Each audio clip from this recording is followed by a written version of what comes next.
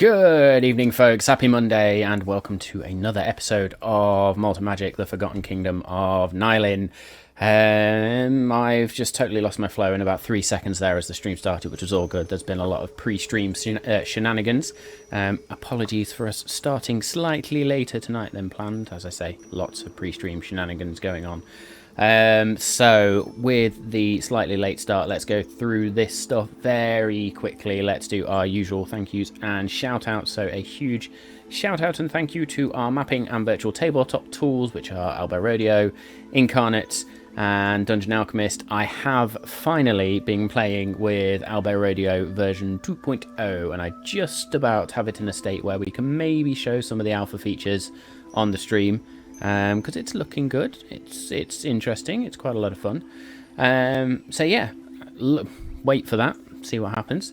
Of course, a huge shout out to D&D Beyond for all things D&D, from both player and Dungeon Master perspective, lore points, rule checks, character management, encounter management, all those sorts of things. And then a huge thank you to Hero Forge for all things character creation, or at least visual creation. I've been having a lot of fun still. I continue to update our characters and tokens that we've already created with the tags Nylin and Malt and Magic. So if you are using the beta features, the community features of Hero Forge, you can go check out some of those designs, and if you really want, you can pull them into your own game. Just make sure you give us a little credit should you do so. And yeah, what else have we got to say? And then of course the DM tools that I use in the background, so Kasoon, 5e Magic Shop and 2 Minute Tools. Huge shout out and thank you to them. Of course, this stream is nothing without the musical ambiances that you hear and the sound effects you get, so a big thank you to Tabletop Audio, and nonetheless Battle Bards. We are affiliated with Battle Bards, of course, so if you want to use some sound effects in your own games or your own streams, then please use the code you see on screen, Malt Magic, when you register. Get yourselves a nice cheeky discount. I've said that so much now, it's like it's just imprinted in my brain to get that one out. That's the thank yous and I suppose shout outs. Happy Pride Month to everyone. Again, I apologise again for forgetting that last week. So happy Pride Month. You will notice we've updated things like little things just to show our support, just like the social media icons and those sorts of things, but just really a sign of our support for Pride Month, and endearing support for Pride Month as well. So yes, what else have we got? If you've not seen them already, don't miss out the Twitch stream updates that we've done. So there's commands in the chat you can now use. There are updates to the Twitch channel itself, so you can see all of the About Us details. There's a new donation link in there, so if anybody is feeling so generous as to drop us a donation, we will love you forever, even more than we already do, for you simply joining us on this crazy journey. Don't forget to go and check out the social media links you can see on screen there, and also if you are interested in going and checking out the podcast as well, please do go check that out on your podcast platform of choice. We do use Anchor to distribute that podcast, so you can go straight to anchor.fm/maltandmagic if you want to go and check out the podcast there, or go catch it on Spotify or Opencast, Google Podcasts, Apple Podcasts, all of the podcast platforms. And if you can, please go and leave us a rating or review. I think that is pretty much it. So, yes, I'm not getting anybody shouting me here to say don't forget this. So now I think we've covered everything. And with that, let's get straight into it. So there will be most certainly adult language and probably a lot of adult humour as well. You have been warned. Let's roll.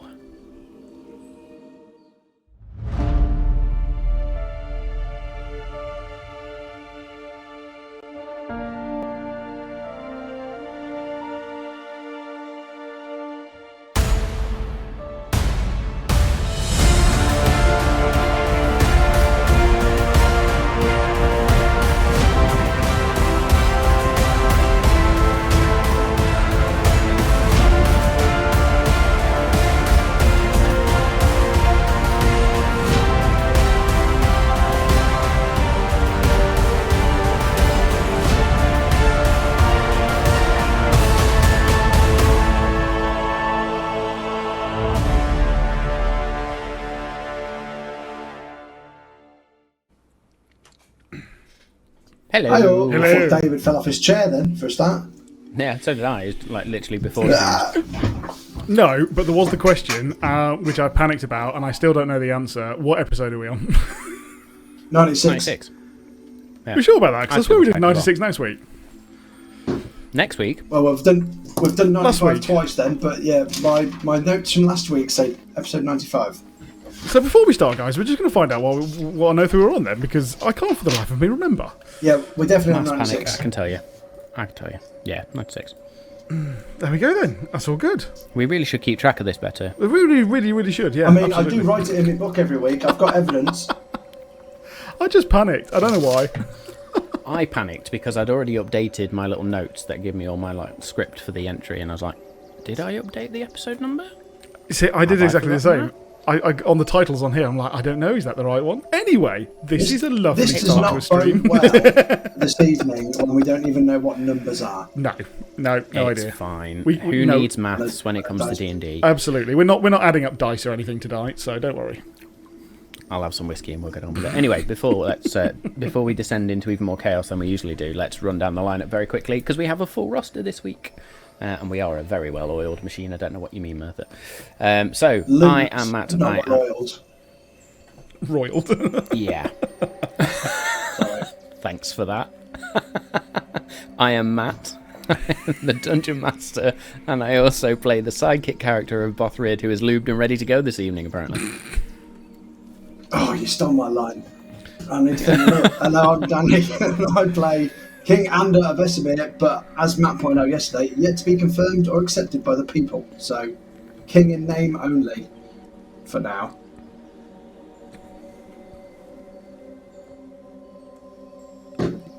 You I are think muted, you're mate. muted.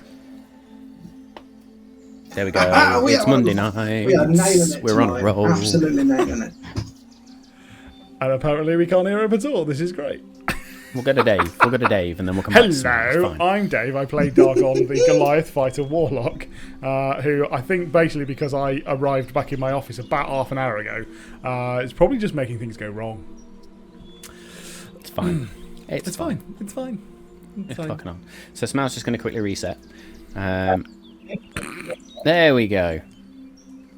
I think. Yes, sorry. I was trying to get the buzzing noise off. I think I managed to, but I was kind of rushing and hoping that you guys would fill in a little bit more silence. Yes, hello. I am Smo, and I'm playing Kirik Greattusk, and I'm back. And, you know, I've got a lot less spell slots than I had 2 weeks ago. But I'm sure we're fine. Nothing to do with me. No, it was fine. So I'm thinking, when Samal's computer wasn't working, he's thinking, I've got plenty of time because Danny will talk for quite a while. And then I did a really short intro and he was like, fuck. That was basically it. I was kind of counting on you, mate. I was kind of counting on you. Sorry. Sorry. So what he's saying, Danny, is you're a massive disappointment. Yeah. No, that's not what he said. So I don't know if you can somehow, but if you can just raise your volume a touch. I can't hear. I think I can. If you need me to. I think I can. That should Be be, able to that should shout. be fine. But do let me know. Yeah, indeed. If any feedback in the chat, or like if anything's too quiet, too loud, you can't hear anything, you can't see stuff, just let us know, and we will try and fix it where possible. But this is live, so if things fuck up, it's our fault. But forgive us. So last week we ventured further through the Temple of the Choking Waters. I will tell you what I've called it, just for the sake of it, because I think everybody's quite fucking clear by now that there's water in this dungeon, tomb, temple thing. And yeah, we continued to make our way through and led the charge as per usual, got to the door and investigated said door, only for the whole party to be teleported to a demiplane, where you found the same Sphinx that had previously interacted with mainly Dargon all the way back in Ironforge, at the entrance to Ironforge, but also had briefly interacted with you guys in Ironforge as well. so as I get slightly distracted by a few notes in the chat there, dealt with a number of trials, which I think even the party surprised themselves with how quickly they solved the mind and spirit trial. Yeah. There were a number of possible outcomes for the spirit trial, which was the most interesting one, and it was interesting to see the route the party took. So, solving the mental puzzle about the poem being a palindrome, exactly the same forward as it is backwards, and then the spirit challenge around who should be punished for the supposed murder of Mirabelle. And you decided everyone should be. So you all killed each other. You just killed everyone. And then the Sphinx told you that your next trial will be the trial of the body, and dumped you the other side of the door to be met with 3 crystal golems, which you didn't have too hard a time dealing with, although there was a lot of blindness occurring, and some being on the other side of slow, I will call it. Yeah, I wasn't a fan. No, it's always fun to throw things back at your players that they keep throwing at you, to be honest. And that was one monster that I was just like, yeah, let's do this. So, we now find ourselves as a party having defeated the crystal golems, now before a huge, great, almost like green marble door. A very grand entrance. You've seen similar entrances. This is just a greenish marble now. The blindness is wearing off of Bothrid and Dargon.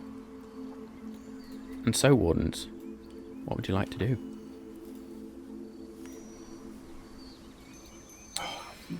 Do you think, now we've defeated them, there is a sense of urgency to go through the door? Because I'll be honest with you, I'm a bit battered and bruised. I either need to rest up or take a potion. Have we got time to rest, do you think?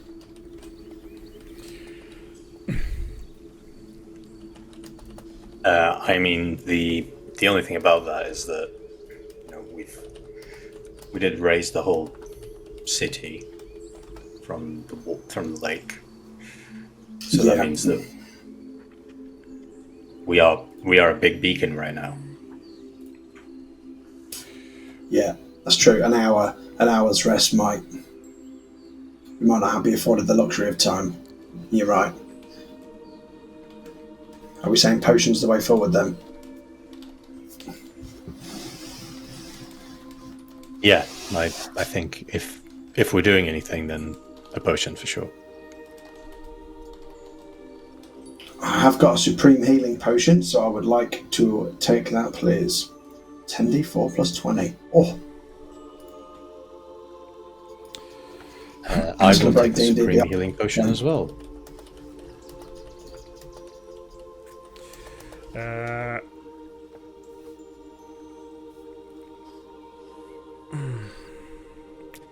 10d4 plus. I don't have 10d4, so I'm just going to roll that. It nearly broke D&D Beyond doing 10d4s, I'm not going to lie. I mean, I have Plus 10d4s, but 20, they're all in the 44. bag, so I'm not going to take them. Put me up to full health though, so I am buzzing for that. I might have to pull a. I've got to see if I've got one left, and I'm just going to check. Yeah, Bothrid's got a supreme healing potion. He will see you all doing it.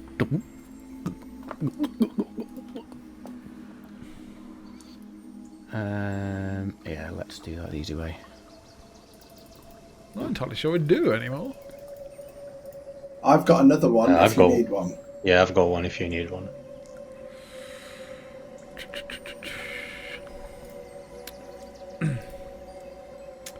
Yeah, I think so. No, I've got one supreme. So, have you used superiors or supremes? Supreme. I've used a supreme. 49 hit points back. Fine, I'll use that takes one. him to just shy of full. I've got no bardic inspirations left. One lucky point. No slow spells. Matt will be pleased to hear. Oh, you're that low, are you? Oh dear. I only get. So I Bothrid has literally a rage left, but that's fine because my spell slots compared to yours. Like Yeah, but yours are That's really much. helpful still. Yeah. That's right. I've got loads of arrows. Yeah, I don't have the big gun, but you know, I've got Yeah, smaller big someone guns. did tell us to use your 6th level, so, you know. You are Someone the big gun. You did, don't yeah. have the big gun. Yeah. It was fucking cool though, wasn't The it? kill box. Yeah. Right. I'm Now being I'm feeling superhuman again and very regal. Can I check out the door to see what sort of Can mechanism it has to lock it? If it is make locked. me an investigation check, please. Happily. Guidance. Guidance. That's a D4, is it? Yeah. Correct, sir. So that is with the guidance as well. I think a 27 will do it, won't it? So Guess you we'll find find the out. door is already open. Excuse me. So with a 27, the door is locked. There is no handle as you are accustomed to with these sort of doors. There is a notch or indentation, if you like, which again you recognise is roughly about the same size as your dagger. But you also now notice 3 other runic type symbols.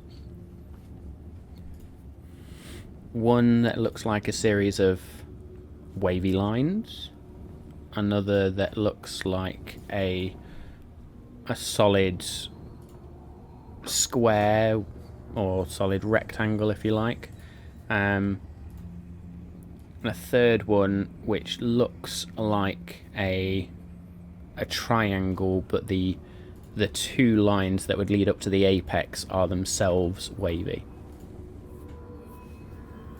With a 27 investigation check. In fact, no, that's investigation, so no, carry on. Are any of these symbols similar to the ones I deciphered last time? Or are they different? Make me a straight intelligence check, please. Coming at you with a 1. It's a 4. Oh dear. You have a Oh, momentary dear. lapse of lines, and you can't really recall.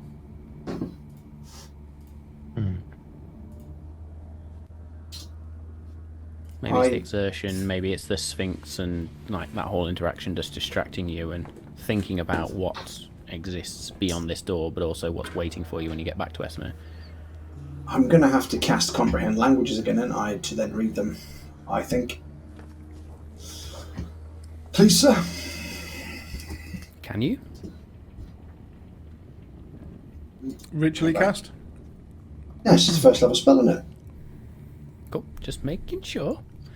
So It's as always you worth cast double Comprehend checking, right? Languages and check the door, this is not a written language as such. It's symbolic.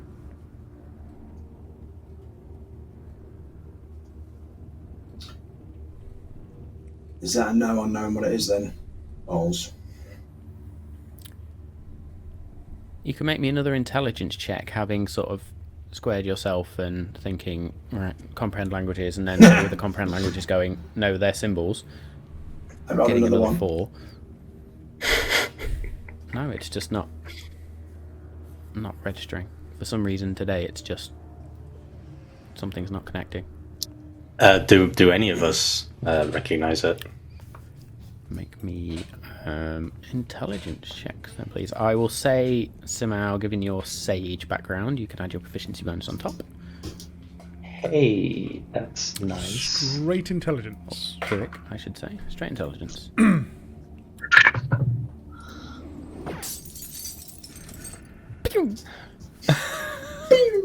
Well, I mean, we need rolled 2 more of better them. than so- I rolled better than a 1. I rolled a 5. So that's a Bothrid That's also rolled a 10. 5. that's a 10 altogether. Okay. I will say with a 10. They're not difficult to figure out. At least one of them looks relatively similar to fire. you kind of figure out that maybe one is to do with air, and the other one is to do with probably earth, based on that. What you don't see, however, is any symbol that may represent water.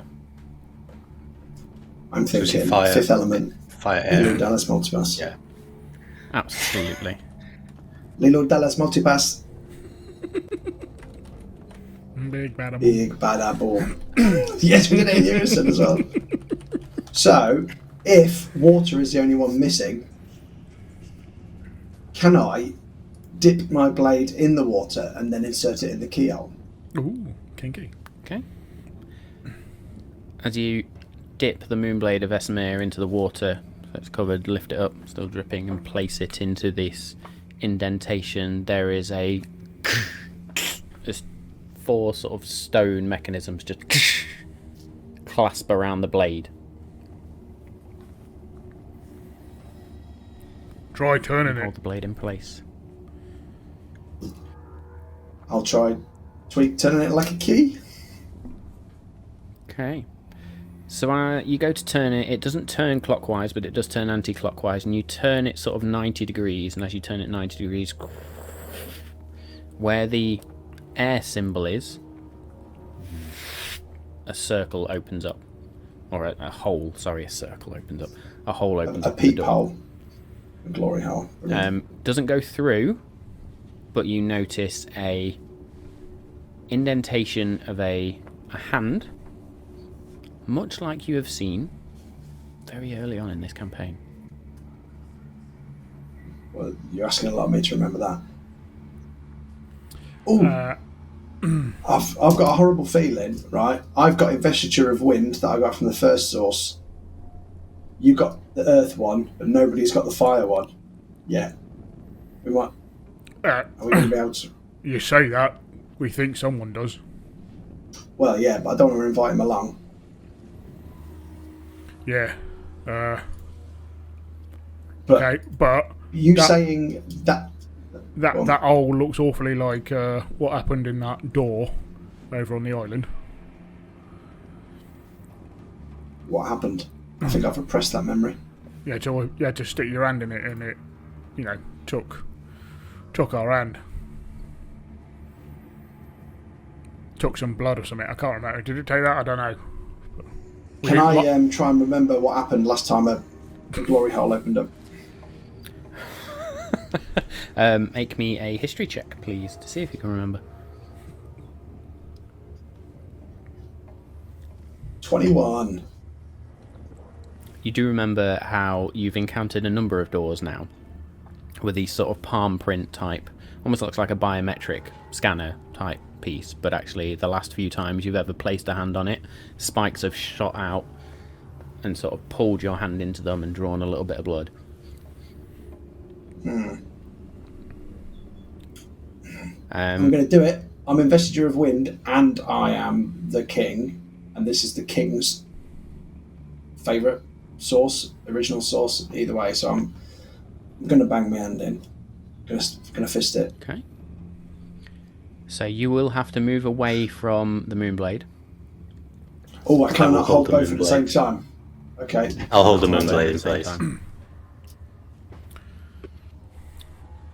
It's like the submarine keys. Yeah, we've got to do it at the same So- time to unlock DEFCON 5. What you notice actually is as you take your hand off the Moonblade, it doesn't turn back. But Kirik is there ready to turn. You then go over to where this hole's appeared and place your hand, and as per the last few doors you've encountered like this, spike shoots up.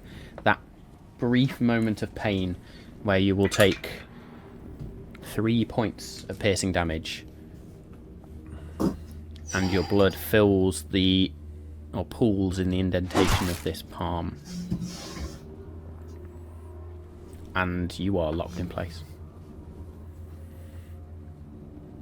I will also say that you feel an He's itch restrained. Attack him. on your chest. Oh, okay. But as you do so, the ring around this hole, if you like, lights up almost a silverish white colour. It's like a silverish white glow that emanates now from this. Seeing that, I will continue to turn the blade counterclockwise. You turn it now another 90 degrees, so it's facing the other way. The blade now faces up, or the tip of the blade faces up, and the symbol resembling Earth, a hole appears where that is, and another hand symbol, hand indentation. I'll take the gauntlets off that are part of my armour. Well, I think I know what happens here, and I will put my hand in there. Okay. Spike shoots out, locks your hand in place, and blood begins to pool. And a reddish type glow appears. In fact, I'm going to change that. A greenish glow appears.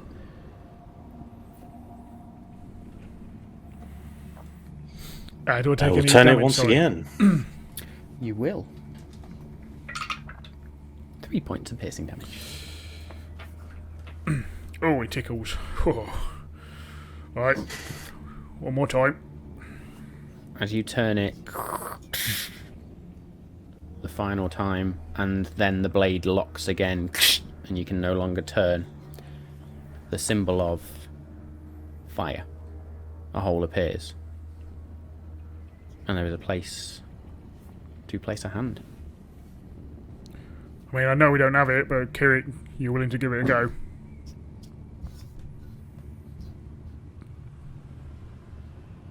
I'm going to kind of look to Bothrid, and I'm going to say, can you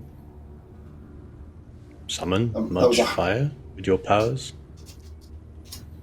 I think that's a hard no from Kirik. I can. Yeah.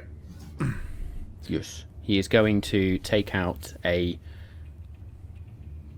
stick, if you like, or a bit of kindling, and he's going to hold it in his hand, and he is going to cast Create Bonfire in his hand. Nice. Oh. Nice. And the minute he does so, because that is going to burn his hand, places that straight in.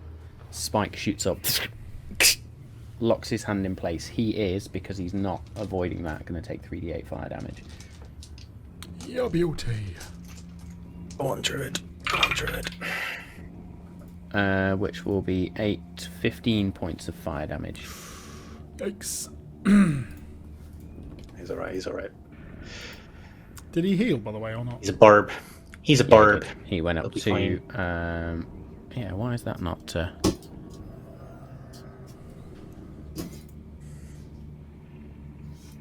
me just make sure that's all working as it should be. There we go. Oh, sorry about Cool. There is a stuttering glow, if you like, just sort of orange. And then what you notice is water begins to seep around the outside of the door. You know, if this doesn't work, I'm not chewing my hand off, you know. Slowly begins to drain into this shallow pool of water that you all stand in. Kirik, do you still have your hand on the blade? Yeah, sure do. Okay. The water is going to pool around your feet, particularly. Ripples start to form, and you feel yourself pulled to the floor, almost like you're being held. I need a strength saving throw, please. Everybody, or just Kirik? Just Kirik.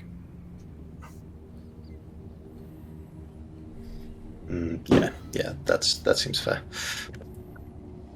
12. With a 12, you are currently restrained by this water as it locks your feet in place. And as the blade glows, you hear a voice inside your head. a voice that sounds remarkably like Anders.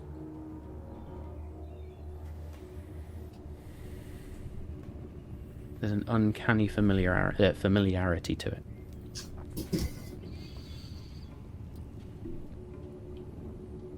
Who seeks the source?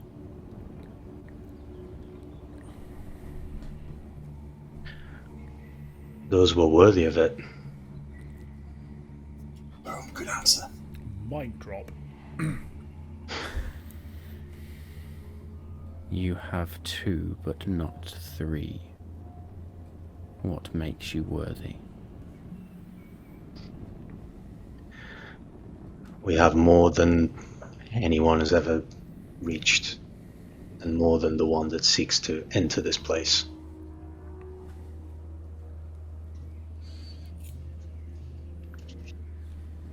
The water is going to begin to sort of just flow up your legs, or creep and crawl up your leg, and eventually sort of creeps up your torso, and a little sort of tendril of water reaches and touches your temple.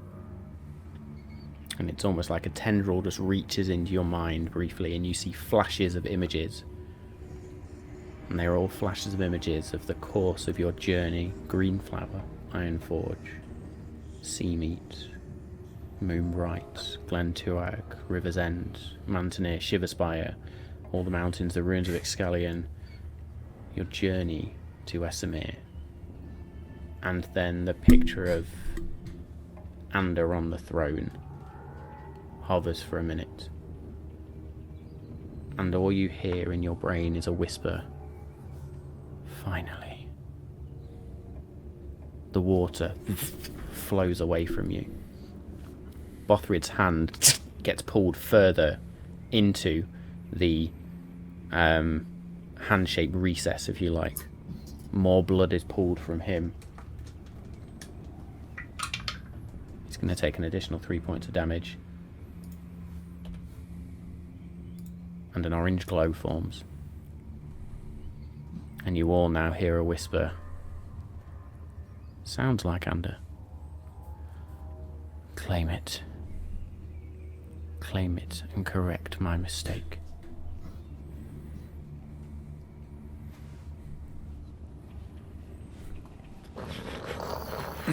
What mistake was that, Ander? What did you just say?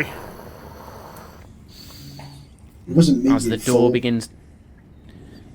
the door begins to open, all 4 of you find yourselves released. Hands come free. The Moonblade is currently still in the door. I shall take that back. Oh, it sounded like you. Can I ask you to make me an athletics check then, actually, please, to see if you can dash over and grab it before this door... I mean, if I'm still holding onto it, I would take it out. Cool. So Ander dashes forward with a 17, and you, as Kirik's sort of arm is being pulled across, he pulls it out at the same time as Ander sort of grabs it, and you pull it out together. I turn to the side as Anders running towards me, and he gets stabbed into it.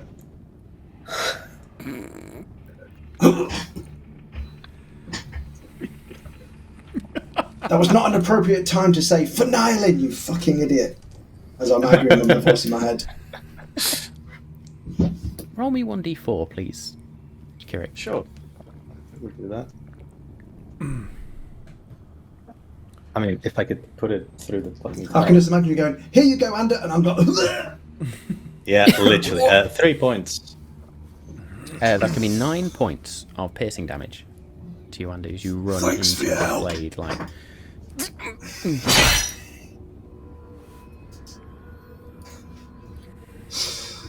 Thanks. Bothrid will quickly run over to you and sort of pull you both apart. Bothrid will cast a first level Cure Wounds. Thanks, love. You do know that bear that's the with me, I'm pointy looking at the wrong end sheet. there, Ander. First I level mean, Cure Wounds. he's not. I've never seen him use a weapon before. He doesn't know what he's doing, does he? I'll let him off 10 this one. points. This is why I don't Back to carry you, these Ander. things. They're too pointy.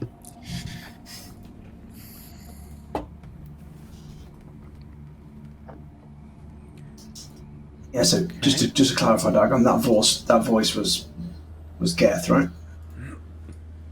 We must correct his mistake. Oh, his mistake. Sorry, I just, I mean, forgive me for thinking that you made a mistake, my lord. Oh, I've made plenty of mistakes. I'm still trying to decide if you're one. Oh, after you then. Yeah, sick burn. You dag on some aloe vera for those burns. Excellent. So, as this door opens, you now find yourself in a... There's like this small step over the threshold. And you step down into a pool of water which reaches up to your...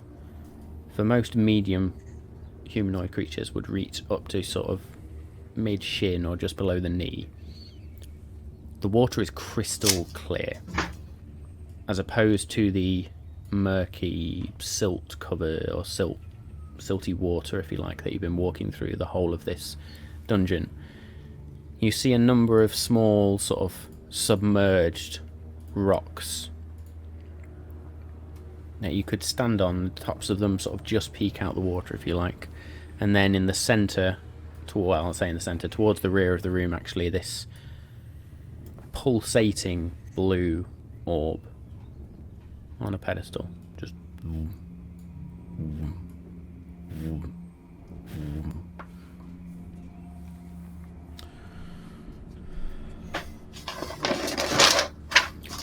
I'm going to ask everyone as they step into this water to make me a wisdom saving throw, please.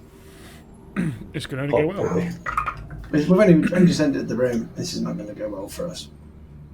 15's... I'm never... It's at 15. I don't know if I'm happy with that. 15 will do the trick. Get in. It's always in the middle, isn't it? Where it's either a good roll or... Okay, that's bad. 5. Kirik? I mean, 28, so yeah.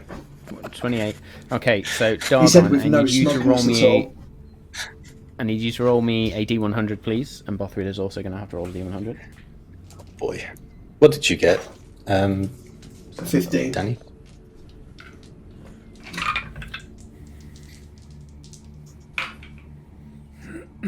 $38. 38.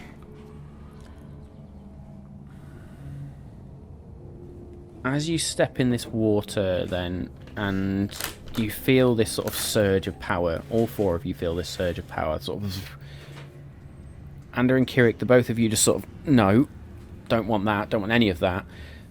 Dargon, as you set foot in, this sort of power surges around you and then bursts out in a small purple cloud of arcane energy. And a strange, small...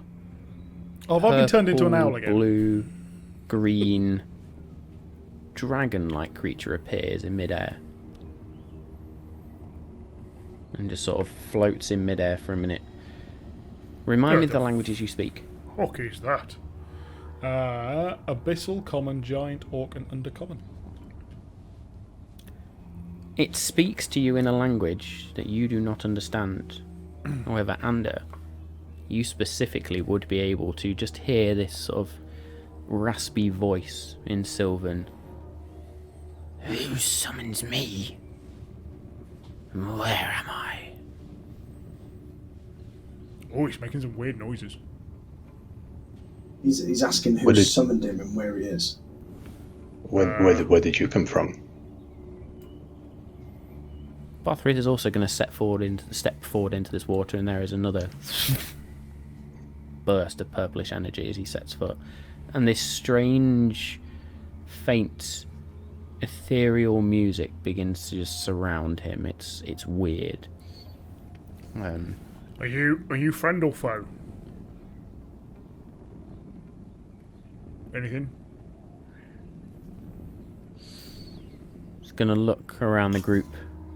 Strange small head. It's only a small dragon, bear in mind.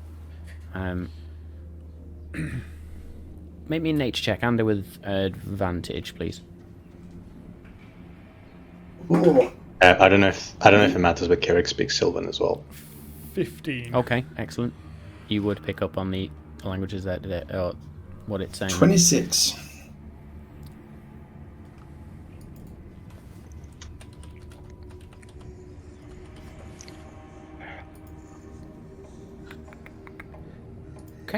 Anybody that rolls a 10 or higher would recognise this as a pseudo dragon.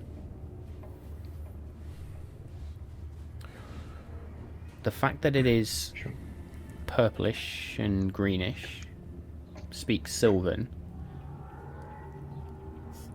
You'd get the impression that it probably has been in the Feywild for some time. I think I've heard about these mini dragons before.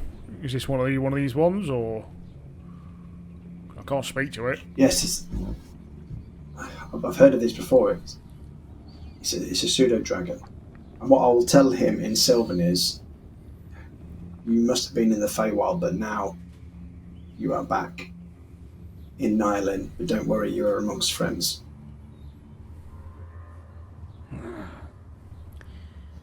It's not my time to be summoned. Not yet. Not by you. I mean, the door deemed us worthy enough to come in. And a minute passes and pseudo dragon disappears. Oh, Does shit. it continue? Music, I believe, does continue. No, as that minute closes, that faint music does disappear as well. Don't we usually get, like, hit to high hell as we walk towards this thing? Yeah, we've usually got bad guys to worry about. Well, Kirik, I hate to say it, but I think it's your go. So, do you want to walk forwards, or shall we? It's fairly inevitable. What do you want to do? No, I'll walk. Do we want to space ourselves like we did with the last one? Yeah, maybe. I was also thinking, you do that thing where it makes it hard for things to hit you. They have to think about it. That's a good point. I could do that. He says, not knowing if he's backed the spell. He has, yes. Just, Yes, I suppose I could do that. Before I walk forward, Matt, what is, now that the door is open, is the water here interacting with the water from the corridor in any strange manner? Now you look at it, there is almost a dead stop where the two pools meet and the crystal clear water stops.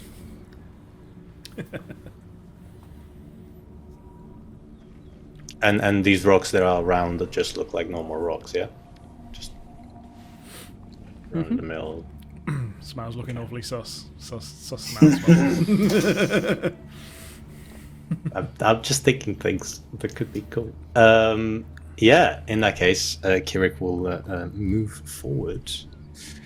I'm gonna read I the think actual as you do so, description. Bothrid is going to circle to the right. I'm He's going place to himself just on that rock there.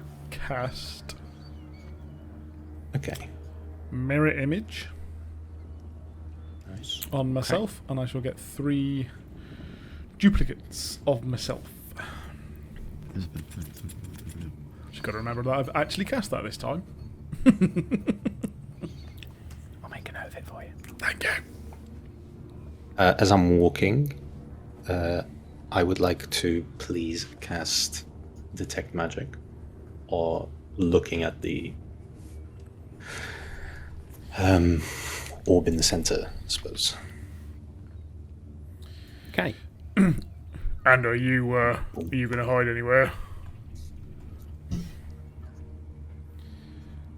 I will go behind this rock. Okay, and I shall The go... rock itself, if you want to get behind it, you're going to have to submerge yourself. What, fully, as in hold my breath? Well, you don't have to hold your breath because you've still got water breathing on you. But you will have to submerge yourself. Right, I'll do that. Okay, so you just drop yourself under the water. Dargon, you step forward. Kirik, as you step forward and cast detect magic. Detect magic. Let's remember my consonants. I'll have a consonant, please. The orb itself lights up like a rainbow, just these roiling colours.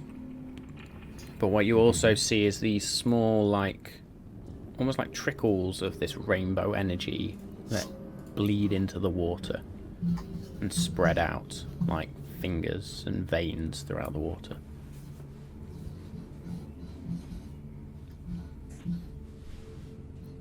And we do know. I don't know if we know this or if it's just something that we as characters suspect, that the sources are the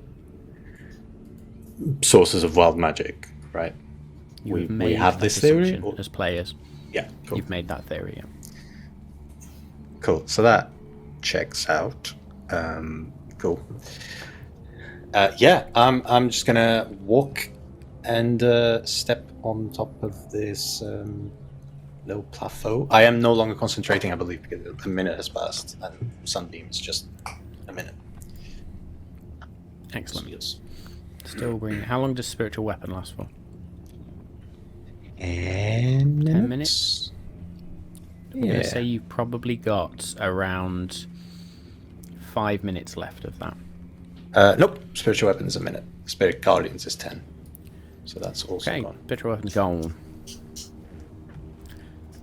So as you step up onto this dais, this raised platform, you step out of the water.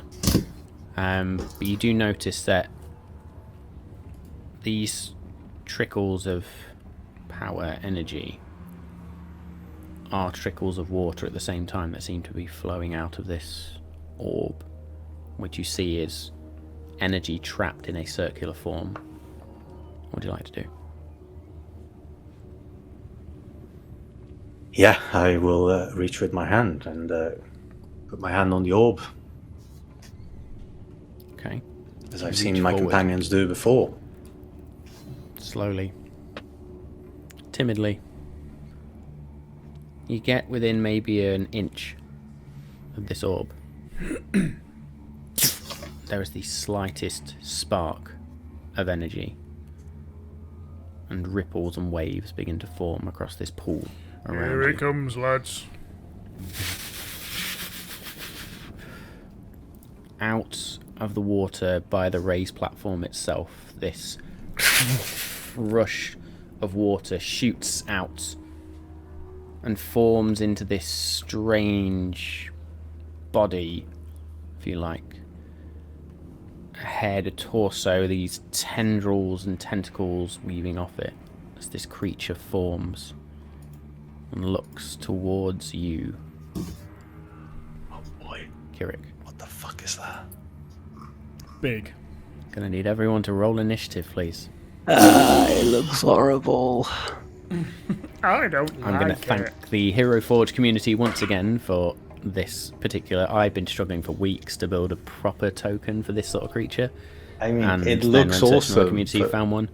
It is amazing what they've done. It looks awesome, but like in a way that I do not want to fight it. It looks like a really cool Pokemon. Okay, apparently I do. Great. I rolled a 10, I am. so not great. I am never going to roll better initiative than this. Did you get an I rolled on advantage, It's a and I rolled a 20 and a 19, so No. 21 total. Nice. 21 for We're Kirik. doing Dargon. combat. We are doing combat. Oh boy, guys. And come I on. have advantage, and I rolled 2 6s. I went real. I am furthest away, so my shit initiative makes sense. Bothrid got advantage, got a 19. So it's going to go Kirik, Bothrid, and Dargon. Oh, Kirik first. Here it Damn. is. Well, that makes So as sense. that spark of energy forms and this creature just... It's almost like bubbles popping and water flowing as the sound that you hear coming from this creature. It may be trying to communicate with you. You have no idea what it is doing. What would you like to So do? good. Panic. Panic!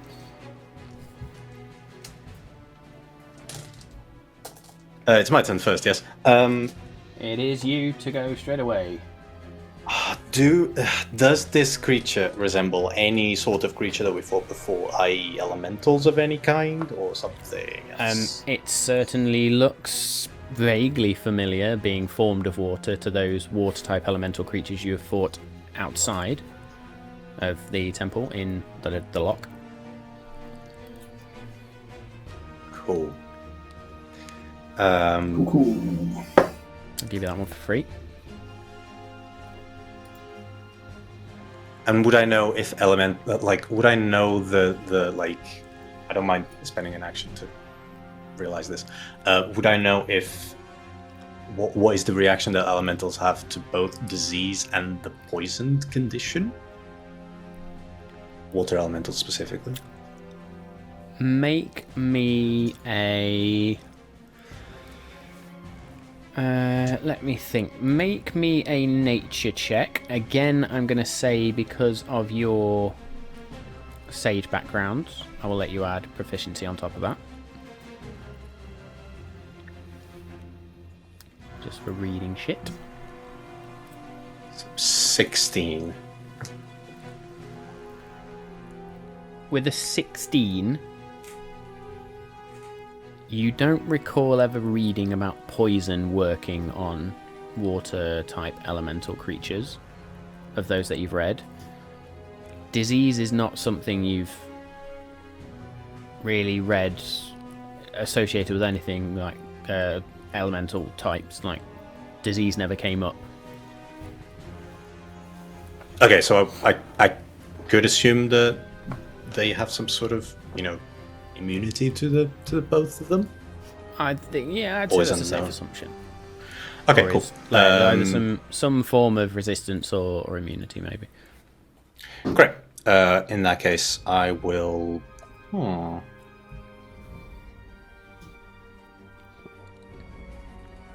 going to kind of put my hand towards my companions as if to calm down. And I'm going to then turn to this creature and say, we are here so that it's not the demons. Okay. Anything else on your turn? Also, when it spoke earlier, my comprehend languages last for an hour, so I would have understood what it said. Is that spoken languages as well, is it? I believe comprehend languages is for reading. I might be wrong. For there is a spell duration, you specific for understand. reading. Any Comprehend spoken language languages, that you yeah. hear? Yeah. I will shut up. Okay. I have to touch it to Which understand case? written languages, but yeah, I can any language I hear. There'll be a DM whisper coming your way. Oh, good thing you're not underwater to communicate this to us or anything. I'm like Arnie in Predator. I'm just under the mud, ready to pounce. I'm going to ask you to make Not me a moving. perception check, because you're underwater. Oh, she's Kiwi. With disadvantage, please. Well, I can't get much worse than that. 15 is my worst.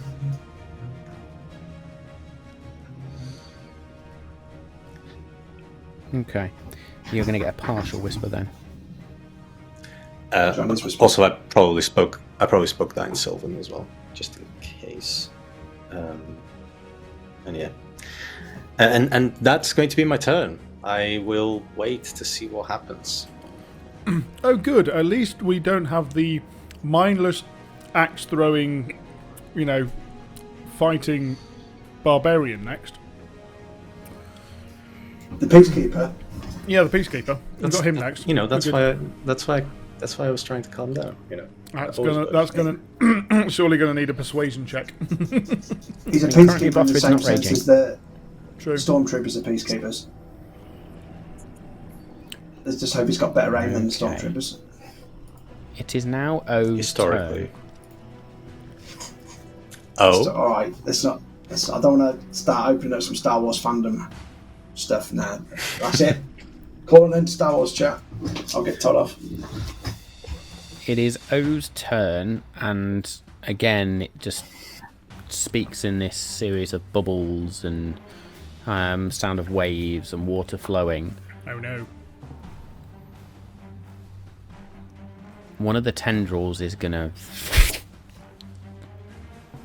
slash, sort of whip out towards you, Kirik, because it has got reach to do that. Good. Make me a dexterity saving throw, please. Great. Dexterity saving throw. Mm-hmm. That will be a 9.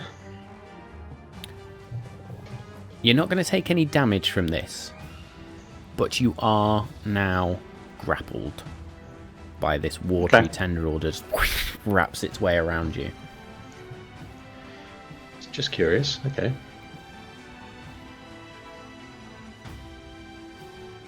And this is where one of the Owlbear Radio 2 features will be awesome, because there's a new attach feature. So if you're grappled by this creature, I can now say you're attached to it. So should the creature move, you would move with it.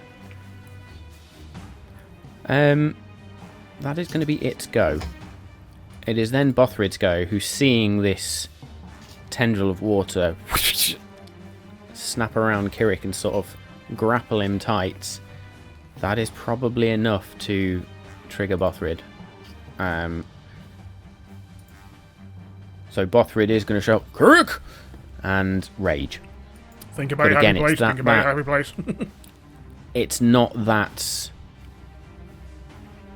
reckless rage of fury. It's that focused rage of my family is in trouble. And you just see him shout Kirik, center himself for a second, takes out the woodcutter's axe, and as his eyes go wide, he's then just going to move half his movement speed forward. 5, 10, 15, 20, we'll get him to there anyway. And he is then going to swing with the woodcutter's axe. We've had a good question from the chat. Matt, is Kirik underwater while grappled? So the only person that's underwater is Ander, because the water is up to sort of, as I say, just below the knee. Kirik is stood out of the water. Ander is the one that's submerged himself to hide behind the rock.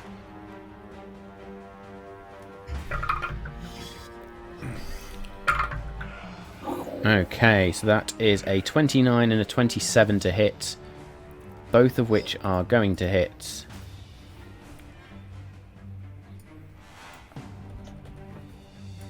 So let's roll some damage.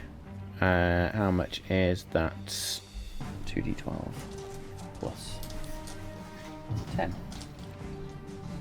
We wouldn't drown because technically we have water breathing still on from previous 13, sessions. 23 good shout. Points that's true. Of slashing damage to O. And as the woodcutter's axe is magical, that is going to take all 23 points of that. Nice. So that's bonus. What's your guess on the number of hit points? 200.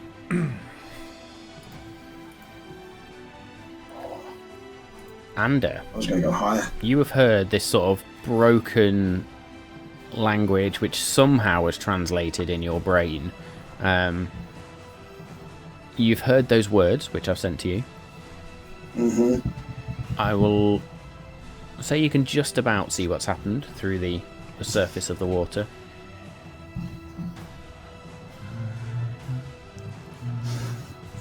So I will rise Just while you're up, figuring out what to do on your turn, sorry. So for JK in the chat, JK Axolotl, yeah, the party has entered into a lake. They've gone underwater. They have raised a city from underwater like a reverse Atlantis, and in doing so, had water breathing cast on them for 8 hours. It's not been 8 hours since that was cast, so they are still ready to go, ready to breathe water. I will come out of the water, you know, like how they do in swamps and like they did in Vietnam. So I'll just come out of the water with my bow and arrow. You're going to be like a Royal Marine, just out of Yeah. water. Yep. like the adverts for the Royal Marines, yeah. And I'll come up. Meh. I'll use steady aim because I don't want it, so I can use advantage on the attack, please, and I'll hit it with my bow.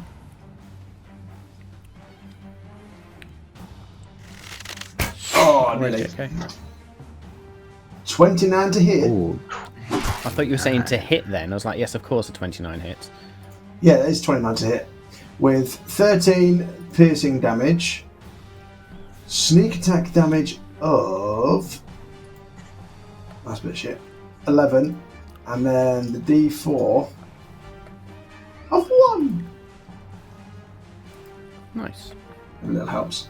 And I'll say to Kirik, I'll shout to the group, he thinks we're intruders, he wants us to leave.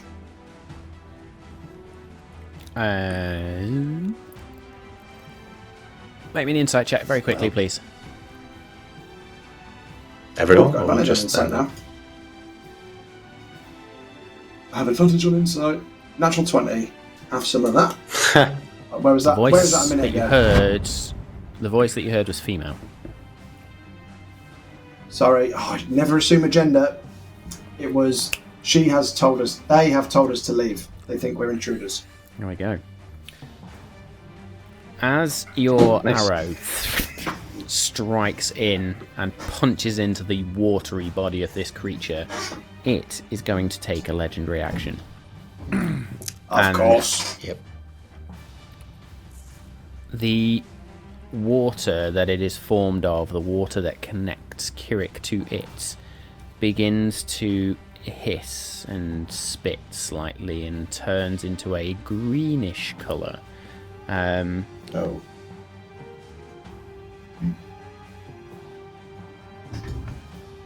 Yes.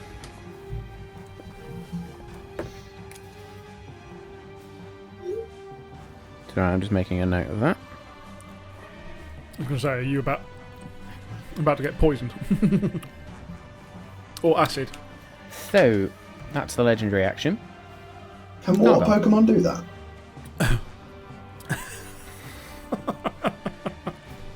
Gotta catch 'em all. They're essentially fighting a Gyarados type situation in it. I couldn't think of another water Pokemon that's big, alright? Apart from Blastoise, which is not close.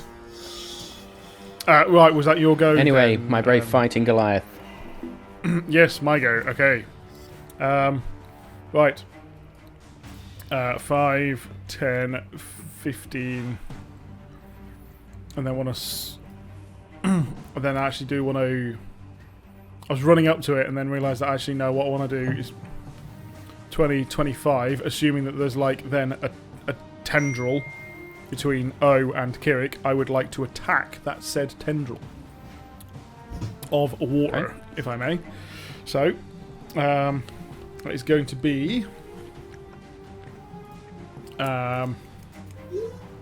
Three swipes at that.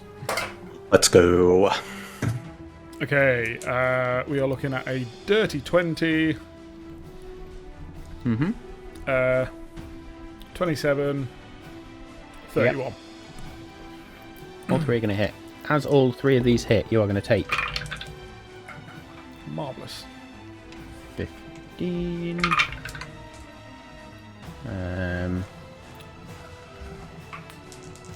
24. 26. 46 points of acid damage. Wow. Fucking hell. I. Quite a Oh lot. no! Oh no, that is right. Sorry, that is right. So yeah, I had to roll sort of 2d10s 3 times for each time you hit. The last one, I got 2 10s on the dice. That You made me got damage lose for count. attacking it. Just for attacking it. So give me your damage, please, sir. 35 points of slashing damage, feeling like that wasn't very helpful. Did you deal 35 less damage points than you of took? Slashing damage. Yeah. Oh boy. I will say, however, as you, with all three, that tendril ceases to exist. Okay. Kirik, you are free. Okay. All right, that's good. That's what I wanted. And with the conversation that has been going on around, I'll be like, ow! These things have to be fought to win, guys. And then I'm going to stay right there. Excellent. We are then back round the top 2. Kirik. Oh man, that is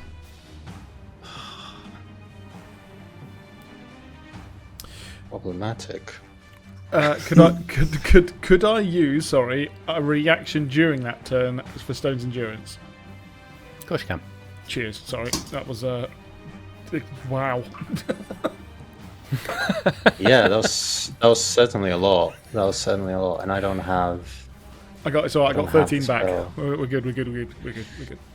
I don't have the spell that we need right now. Great. Or do I? No, I don't, because that's a second level, I think. Oh man.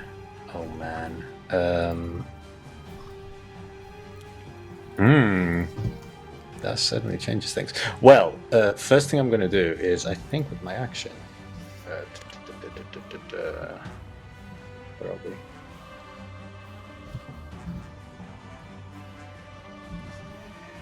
Yes, with my action, I'm going to grab the Rod of Alertness, I'm going to stab it into the ground, and I will activate the Protective Aura ability. So it's bright light in 60 foot, dim light in additional 60, and we all get a +1 to our AC and saving throws, and we can sense the location of any visible hostile creature who is also in the bright light. So I think the bright light is the entire room, basically.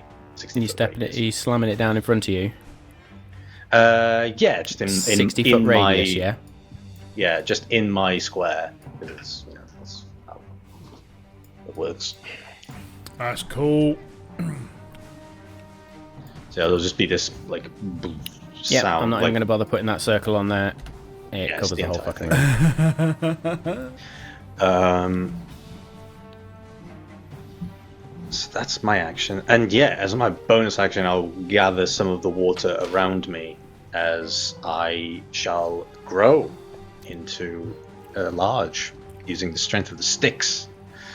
In all the things. Yeah. Kinda have to. You feel that ice cold sort of strike through your very, very heart.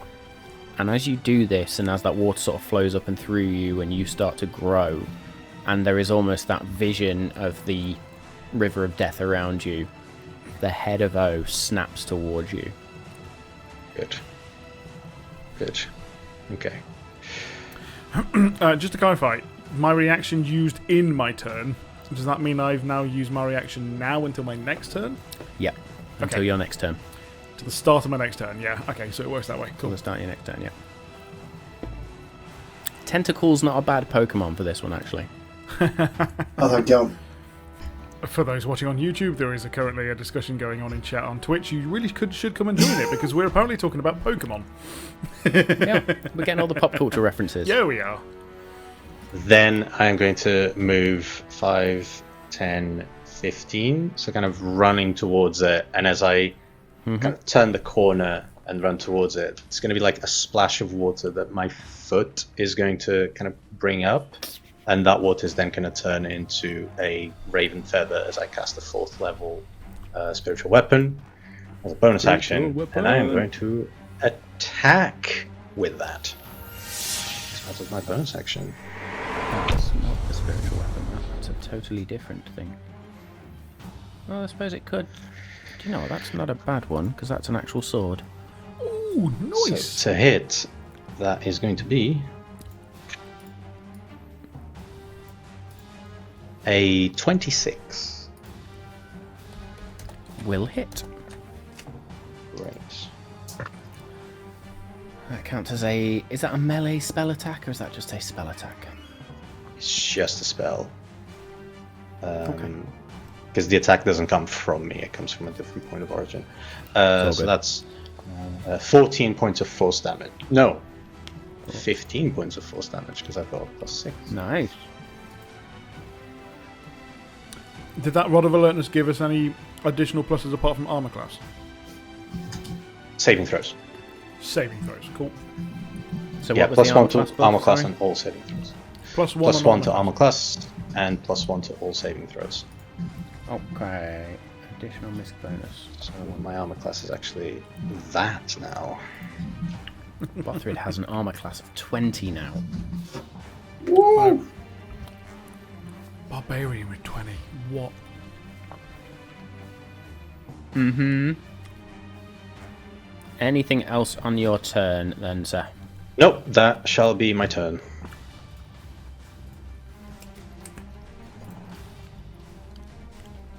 O then is going to make 2 slam attacks with these sort of tendrils of water that loop around it.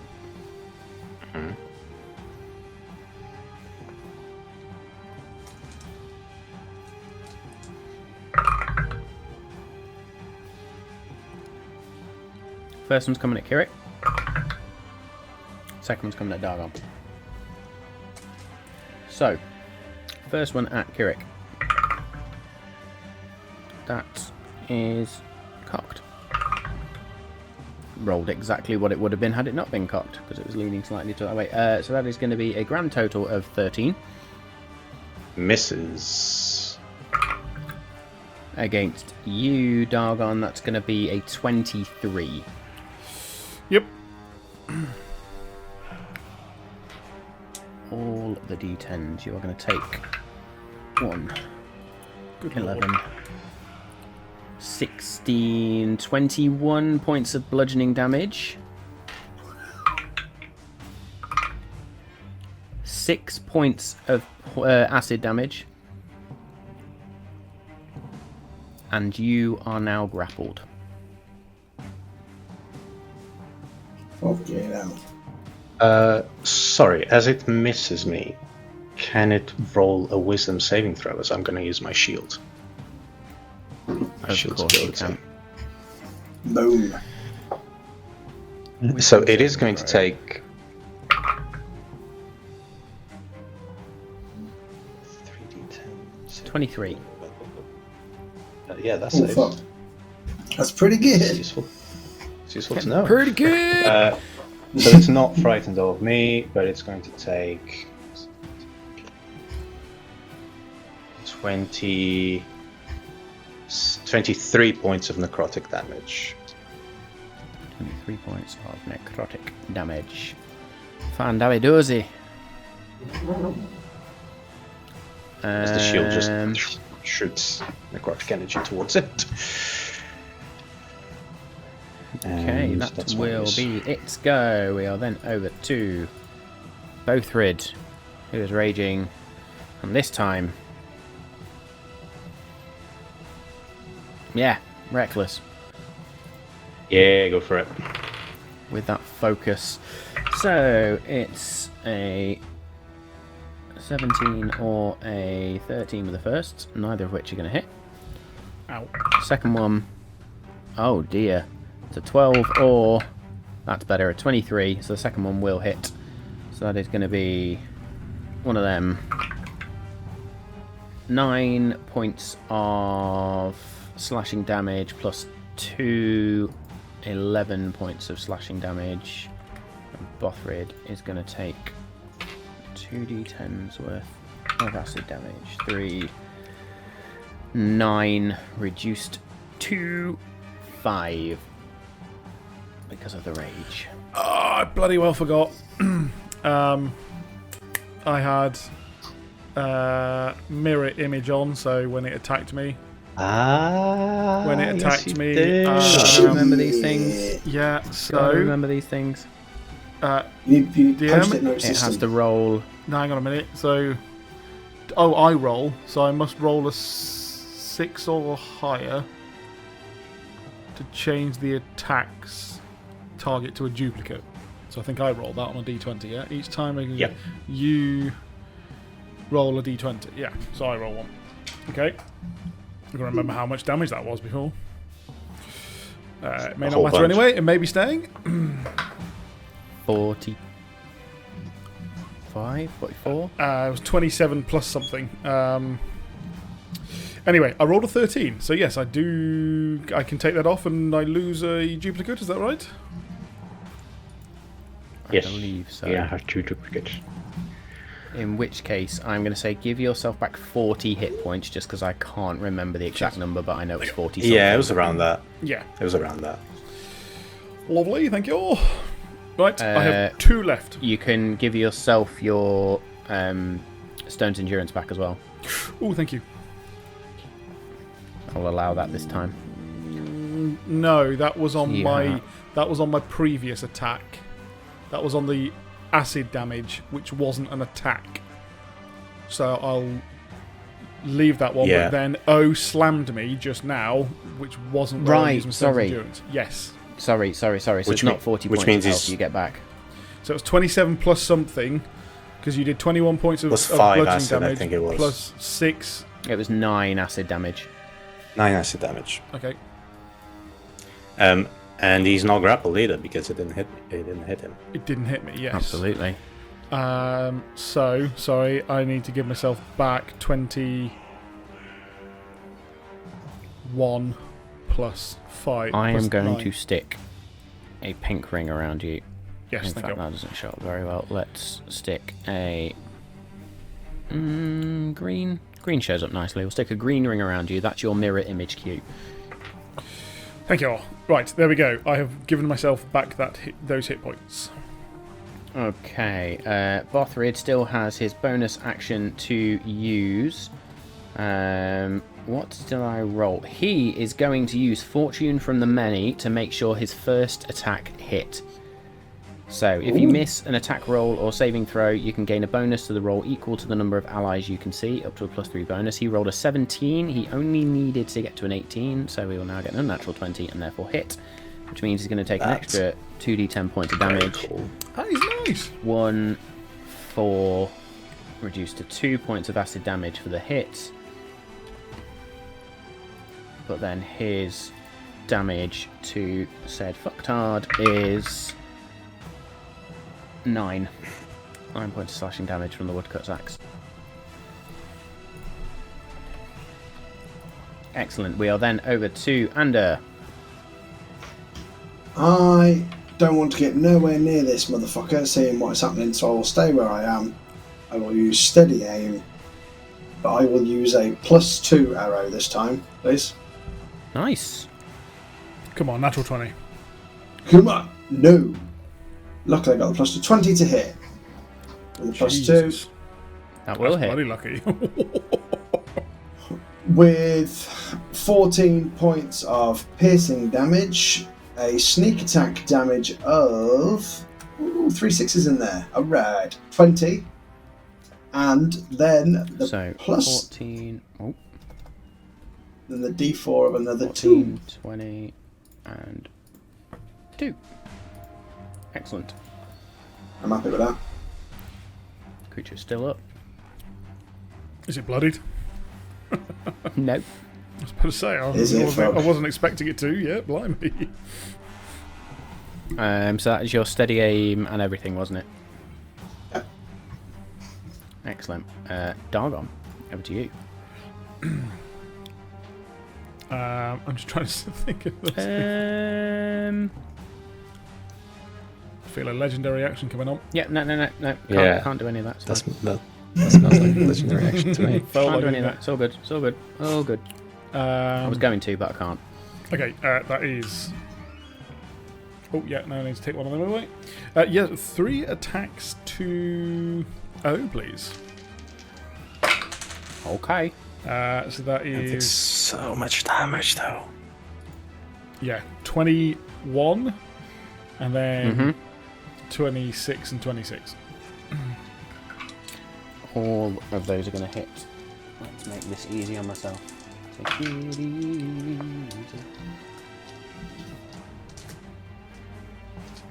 39 points of slashing damage. 39 points of slashing damage to O, which is still not enough to bloody it. You are going to take... Yeah, there we go. 5, 7... no, let's do this easier. That's 10... maths. 10, 15, 17... 20... 24 points of acid damage. Oh. Man alive. That's a lot of damage. It's quite a lot. All three of That's why those I'm strikes. staying all the way over here. And you get splashed with this acidic water. I'm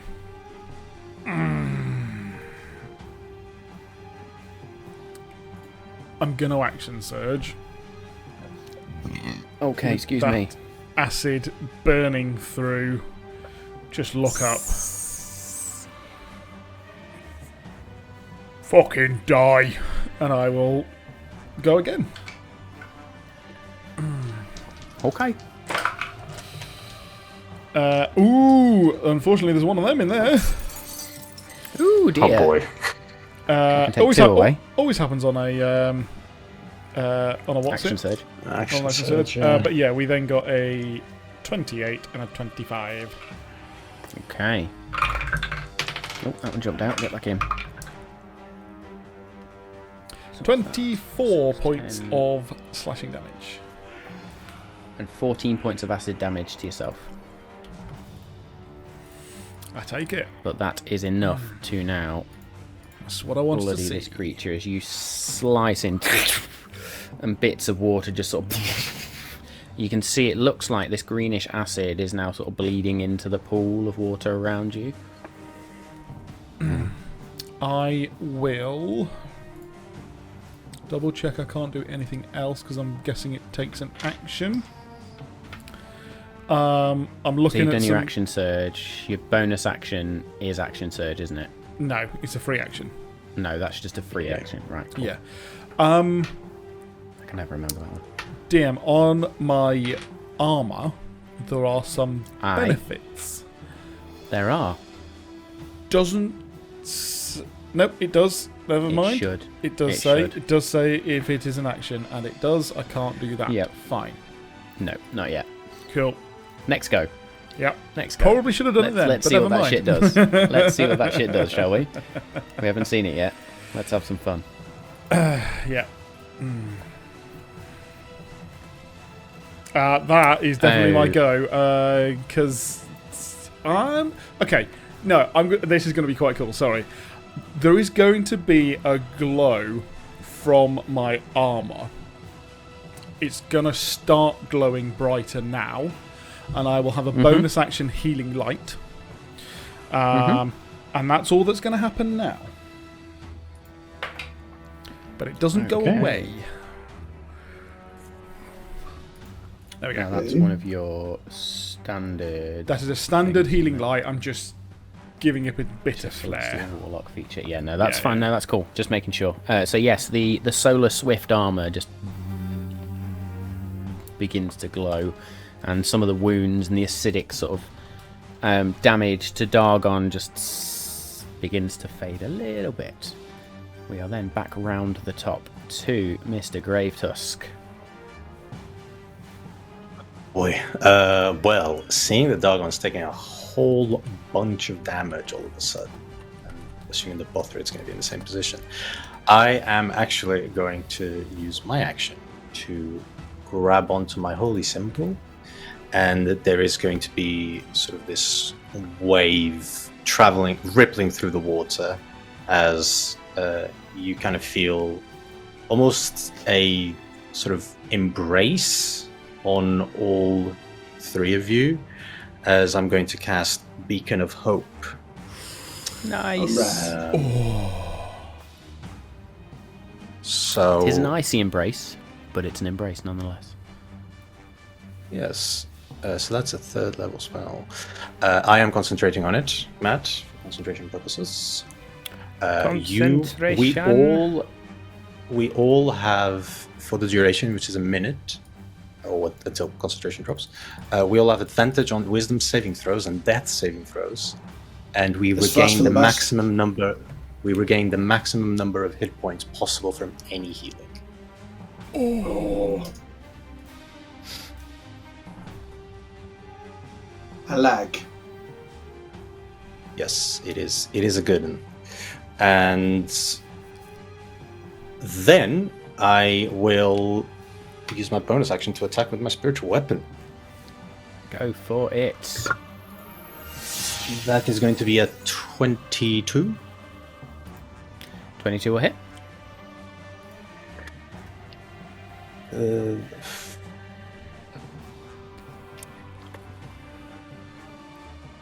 13 points of force damage, please.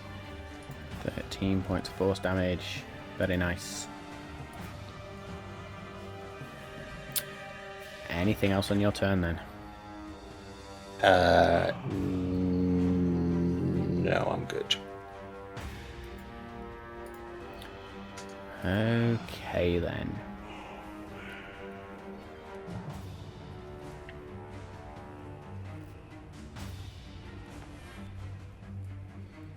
It is O's go. Mm-hmm. And I have two choices, so I'm going to let the dice decide. Oh, good.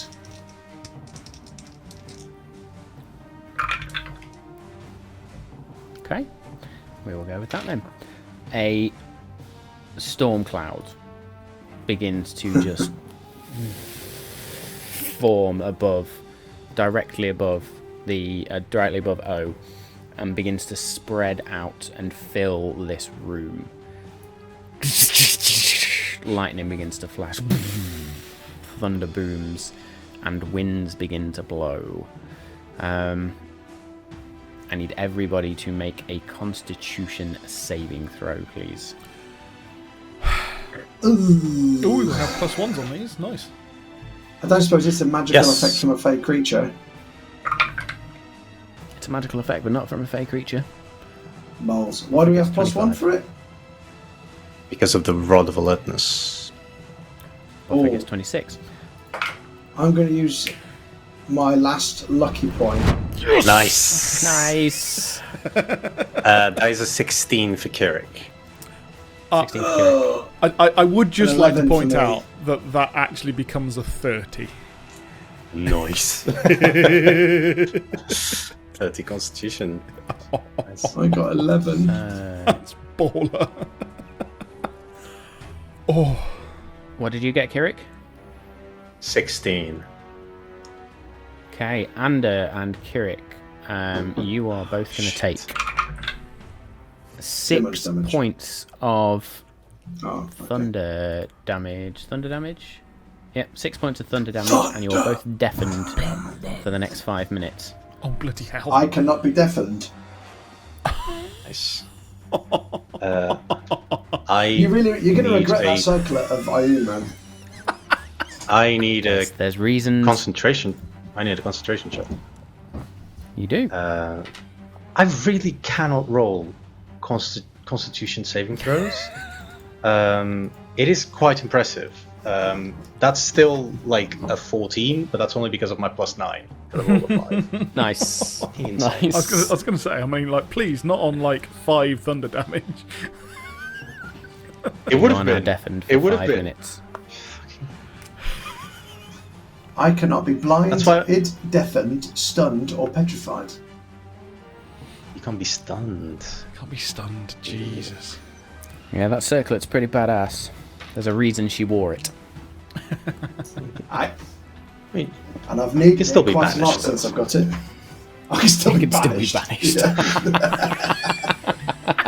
This Kirik just goes, fuck you. Clunk. Full else fails. Still be banished. Nice ringlet. See what yes. it does in the Feywild. Yeah. Yeah. Nah, bollocks of that. Shadowfell. I assume this wasn't a tag. This was a spell or spell effect. It's a spell. Yeah. It's a spell effect. Okay, cool. Yeah. Yeah. And does that cloud persist however- even after? It does persist, and O is now concentrating. Oh, not for long, bitches. That was far too overconfident. Yeah, Yes. Yeah. we're Jumped then a big around to game. Bothrid. Bothrid is going to recklessly attack once again. Oh, that's a natural 1, but has advantage. That's going to be a 23 instead. And a 26 or 27, so both of those are going to hit. So that should then be 2d12 plus 10. 8. 9. 19. Plus 4. 23 points of damage. I love how the plus 4 is the difficult bit there. 23 points of damage. He is then going to take 4d10 worth of acid damage. D10s, yeah. He's going to take... What's that? That's a 9. So that's 16... 26 points of acid damage reduced to 13. Thanks to his rage.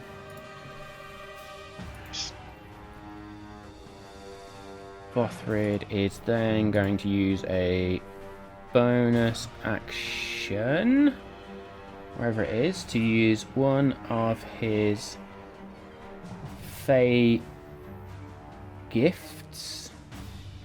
And he is going to use the Fey gift of hospitality, and he is going to give Dargon, I think, just looking at this, I think it should be Dargon. Yeah, Dargon, you're roll me a d6, please. If it's healing, he gets maximum. Temporary hit points, though.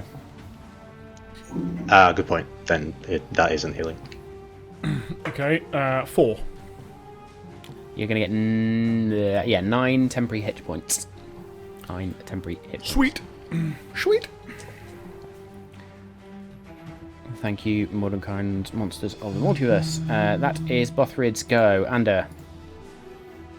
I will Shit yourself. reload with the arrow. I don't want to get nowhere near this motherfucker, so I will just reload with the arrow. I'll use another +2 arrow though, please.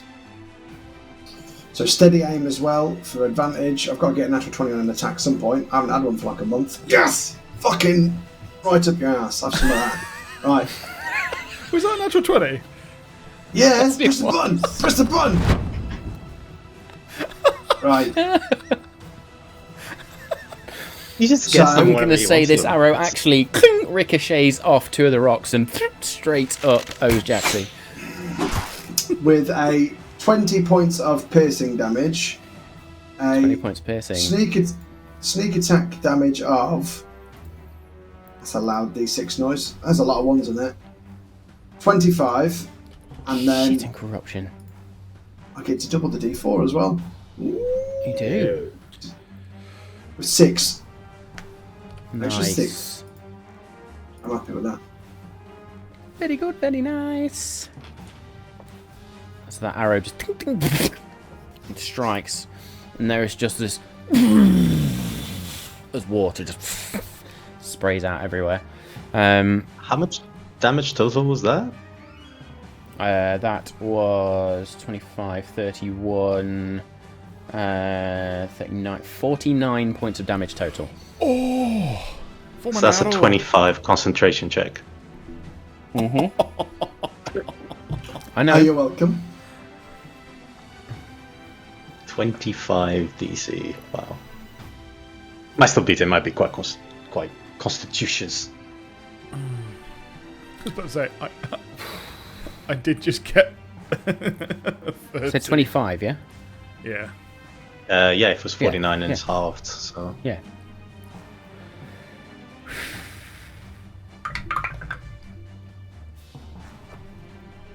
Unnatural 20. Oh damn. And that's gold. oh, Gone. interesting. I didn't think it would. Okay. Unnatural 20. I rolled really shit on the dice there is all I'm going to say. Wow. So yeah, managed to survive Bothrid's 2, and then natural 20. Fuck me up there. It would do that. You're welcome. Oh, my go. What can I say except... Yeah. Yes, my go. Okay. Might have legendary actions. How how fucked does it look? I mean, it's difficult for you to tell because it's an elemental creature, but there is water just cascading off this thing now where it wasn't. It's pissing itself. Can a creature made of water piss? I suppose it can, yeah. Is it? I don't know. I haven't checked for a urethra. Okay. But that was the first time. That was the first thing Ander checked for. As soon as it's dead, I'll check. Okay. The glow off my armor remains but gets no stronger as I use another bonus action to heal another d6. You get 6. I love it. Okay. I love it. I love it, I love it, I love it. Why is that not there? Yeah, you roll the maximum from any healing, so Yeah, no, potions, absolutely. 100%. anything. Brilliant. Weirdly, my thing's going to go down, but that's because it didn't update last time. Fine. Anyway, Do it. so Do it. I'm not bloodied yet. No. It's going to happen in a Would you minute. like me to make you bloody? I'm about to be, because I'm going to attack 3 times. I'll shoot just- Dagon next round. Just, Give the people what they want. I just knew. Wait. Okay, here we go. My goodness I me. don't want that one. I mean, I may have missed. I don't know. Yeah, 17 to hit. My bad. 17 Wow. misses. So then we have a will hit with a 24 and a 27. So as much as I'm looking I rough, need 4. clearly What are we saying is the armor class on something made of water? It says it on the fucking screen, mate. 18. Oh, what a dick. What a dick. And there's your clip for the episode. Right. Okay, 27 points of slashing damage. When we edit that clip, we should have, after Danny asks the question, just like a zoom in onto the armor class. Yeah. 32 points of acid damage. Ooh. I yet Is it an again age to do rolled the social 2 media 10s on the posts? d10s. I will not be doing that, FYI. I do not approve of this message. Okay, yeah. I mean, ow. So yeah. Okay. Does that put you bloodied now, sir? Oh, I don't know. Does it? I don't know whether it officially does or not. Not on 92, no. Not quite. Oh, no. It's close. See what happens next round. If you had done Stone's Endurance, you'd have been blooded and you could have done it. I don't- Let everyone down. I say I might get attacked in a bit. Anyway, yes, that's my go. Bonus action. Action. I ain't moving anywhere. All done? I'm done. Okay then. I am going to suggest then, given where we are in tonight's session, let's take a short break and let's come back and see what happens with this interesting creature when we come back. Use that time, folks. Interact with the Twitch channel. There's so much stuff, as I say, on the actual Twitch channel layout now, so go and check that out. Go and see some of the fun commands you can use. Drop us any bits, donations, subscriptions, follows. We love you all, whatever you can do. Go tell your friends in the break to come and check out the awesome stream. Yeah, we will see you in a few just have minutes. a wee Grab a like we're drink. going to do. Yeah, we'll see you in a minute. See you in a I'll minute, spoil the folks. magic. You are such a prick. You got it. Oh, you did it. It's Did brilliant. everybody hear the word perineum there, or was it just us? Absolutely brilliant. Ah, got me. For those that don't know, It's only Google Right. Conan, doesn't it? Let's press all the buttons. There we go. Literally. I and figuratively. literally had to think, what am I doing now? I'm being a DM. We're Let's playing a game. We're playing Perineum's- a game. that's a good name for a elemental character. Campaign 2. Locking it in. You're going to have, Element. what, a water genasi? Or... Surely it'd be better a name for some sort of skin-based demon. Alright, I can have Gooch the Goblin then. That's what I'll have. Gooch the Goblin, that's a good name. I like that one. There we go. Gooch the Goblin. There we go. Next one shot. That one's locked in. Awesome. Right. We were in the middle of a fight with this strange water elemental that has changed its form now to be this sort of acidic form as well. It's just had a spell knocked out the sky, and Dargon has just wailed on it with a number of hits, and we are back at the top. And round 2, Kirik then. So I'm deafened. You are deafened. So you can hear fuck all. Yep, well done.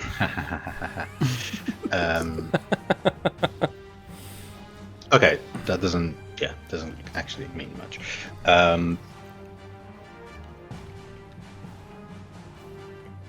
So I'm going to.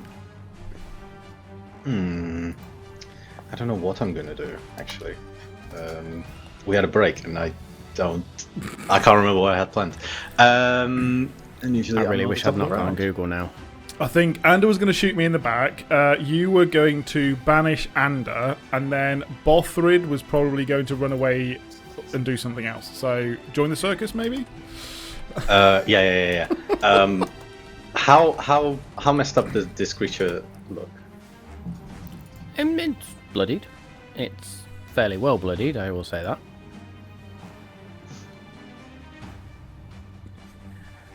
Okay, in that case, I will gather some of the sort of shadowy energy that is around me, and I will open my hand towards the creature, and there's going to be some sort of brand that gets imprinted in the water as some of the water turns dark, and I'm going to cast... I'm going to use my channel divinity to put the well, I haven't done this in a while. I can't remember what it's called. Paths to the Grave. That's the one. There it is. Bloody hell! I promise I do know how to play my character. I would say the water flows promise I up, and there's don't. almost like these icy tendrils which begin to form all over this creature. And after that, bracing myself for what I know it's going to come after I do this, I will action search, following Dargon's example, and I'm going to reach my hand towards the creature, and I'm going to cast the 5th level Inflict Wounds on it. Nice.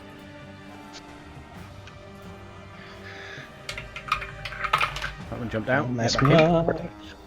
I'm going to take 10 points of acid damage. What? 10 points of acid damage. Well, that's if I hit, which I don't, with a 15. You don't hit. Okay. Oh, No, you no. don't. So you go to grab and... So you don't take 10 points of acid damage. Don't assume your players are going to hit. Wow. Was that a 6th level as well? 5th level. Just gone. 5th level. Just gone, yeah. Ouch. Action surge. Curse of this party. Nobody play a fighter next campaign. Yeah. Looks like it. I don't even want to do my other ability because I don't want to use my. I don't want to use my spiritual weapon because that would be a waste of an attack. Bothra is going to come next, so he can take the double damage. Yeah. Oh wow, I am so lost now. Was not counting on that at all. I will use my my bonus action to use Second Wind, and I'm going to regain 13 hit points because I don't have to roll. Okay. Just gain them. Oh, then. Yeah. Wow. Nope, I was going to do this. So O is going to make 2 slam attacks. Let's roll the d6 again, see who these hits. That is Bothrid for the first. and Dargon for the second. So the first is going to be at advantage because Bothrid's been attacking recklessly. So that is going to be a 25 or... yeah, 25 to hit. So Bothrid is going to take 7, 16, 18, 23 points of bludgeoning damage reduced to 12.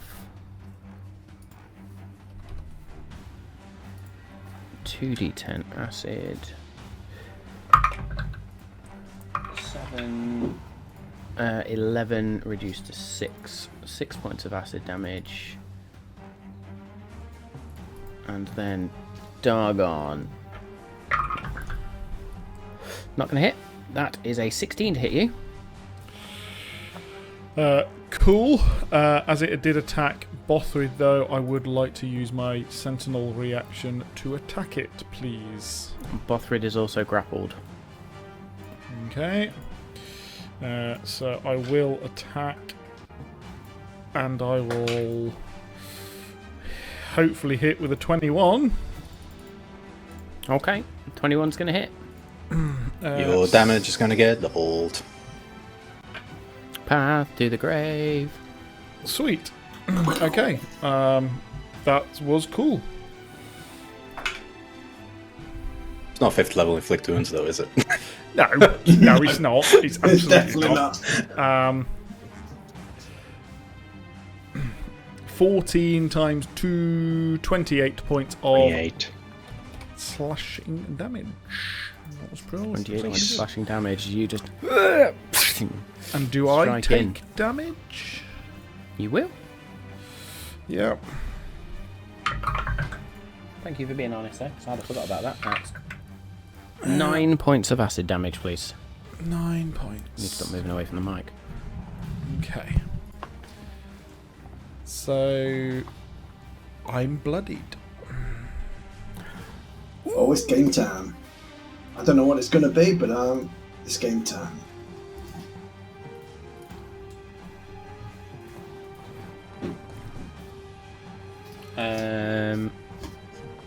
Yeah, it's not hit you, so your mirror image is still up. Okay, we'll then over to Bothrid, who, as he is grappled, is going to take, at the start of his turn, 4d10 acid damage.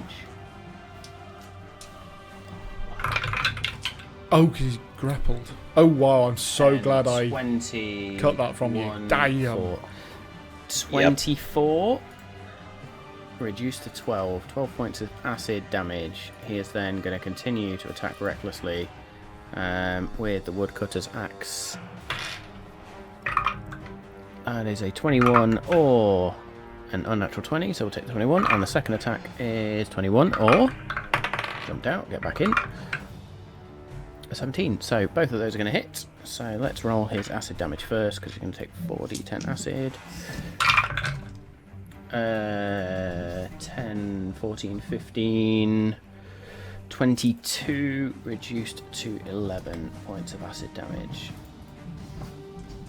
He is then going to deal 2d12 plus 10, 6,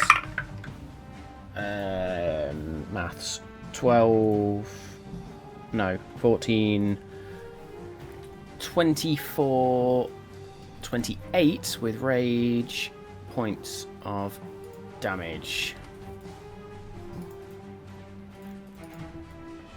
Excellent. That will be Bothrid's go. The creature is then going to take a legendary action.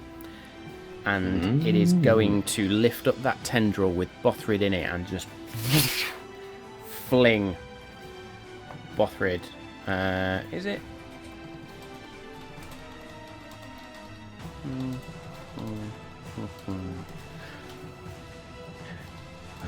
No, it's not. It's going to wrap that tendril closer and just crush Bothrid. Which is going to be 3 of them. That jumped right out. Jesus. 6. 13. 18. points of bludgeoning damage. Reduced to 9. 2d10 acid damage on top. Oh no, sorry, that was plus something, wasn't it? What did I say? 18, 23, 12, 12, so an additional 3 points of damage. Do believe Bothrid is now bloodied as well. And an additional 2d10 acid. 8, 10, reduced to 5. 5 points of acid damage.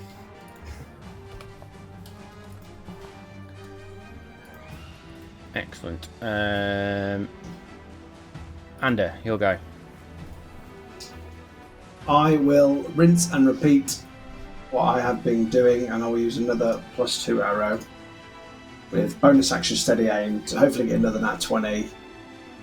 No, but it's okay, it's still a 30 to hit. With 30 to hit, so +2. Piercing damage of 11, the sneak attack damage of 13, and then the d4 of big fat 2. Nice.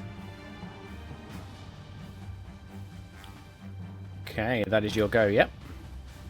Yeah, my goes are really quick, I don't fuck about, straight in and out. That's all good. The second legendary action then is again that tendril around Bothrid is just going to crush even further. Oh man. This ain't good. 9, 19, 24, reduced to 12. 2d10s worth of acid. 5, 6, reduced to 3. Bothrid's not looking healthy. Yeah. That will be the legendary action. And we are then over to Dargon. With the acid splashing off my armour, it was been glowing for the past 2 rounds. I clasp my hand to it, will I? Lend me some assistance, Everlight, to stay in this fight. And as I do, it just gives off this incredible light. And as it does, these spectral angelic wings glow from the back of that radiant light.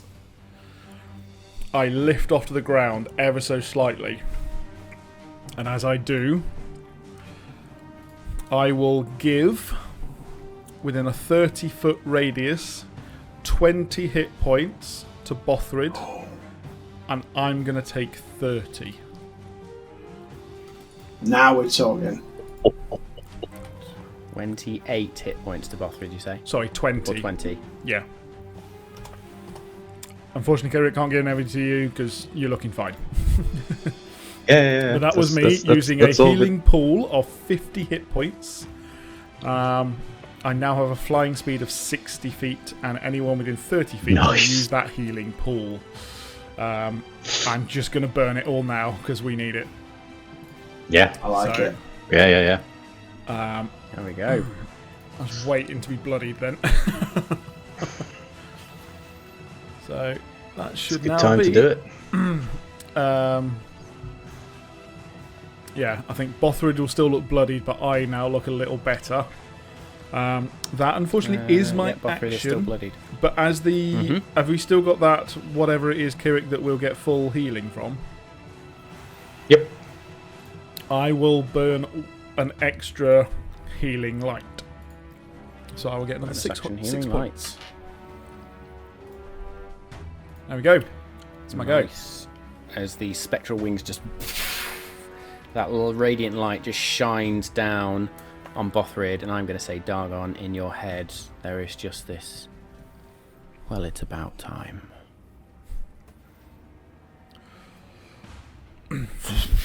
This light burns out.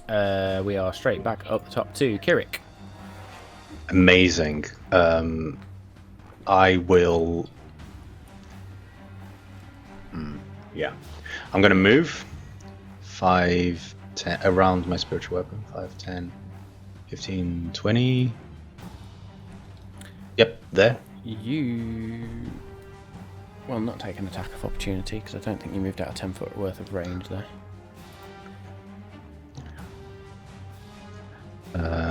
No, you're all good. You're all good. Great. Move my spiritual weapon there, and now I'll move back in. I will reach towards Dagon, towards Bothrid, touch him on the shoulder. I'm going to cast a 2nd level Cure Wounds. So 16. He's just going to get 16 plus 6, which is 22. 22 points of healing. 22 points of healing. And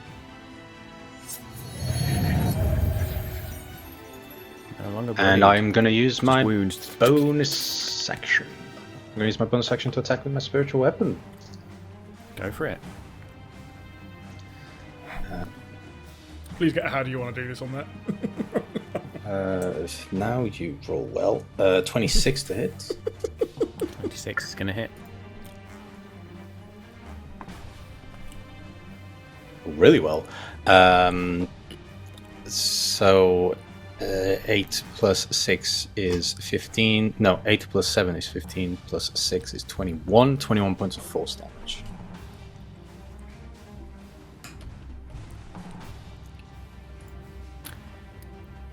Curate Gravetusk, how do you want to kill this creature? Oh boy. Had 20 hit points left. Fucking come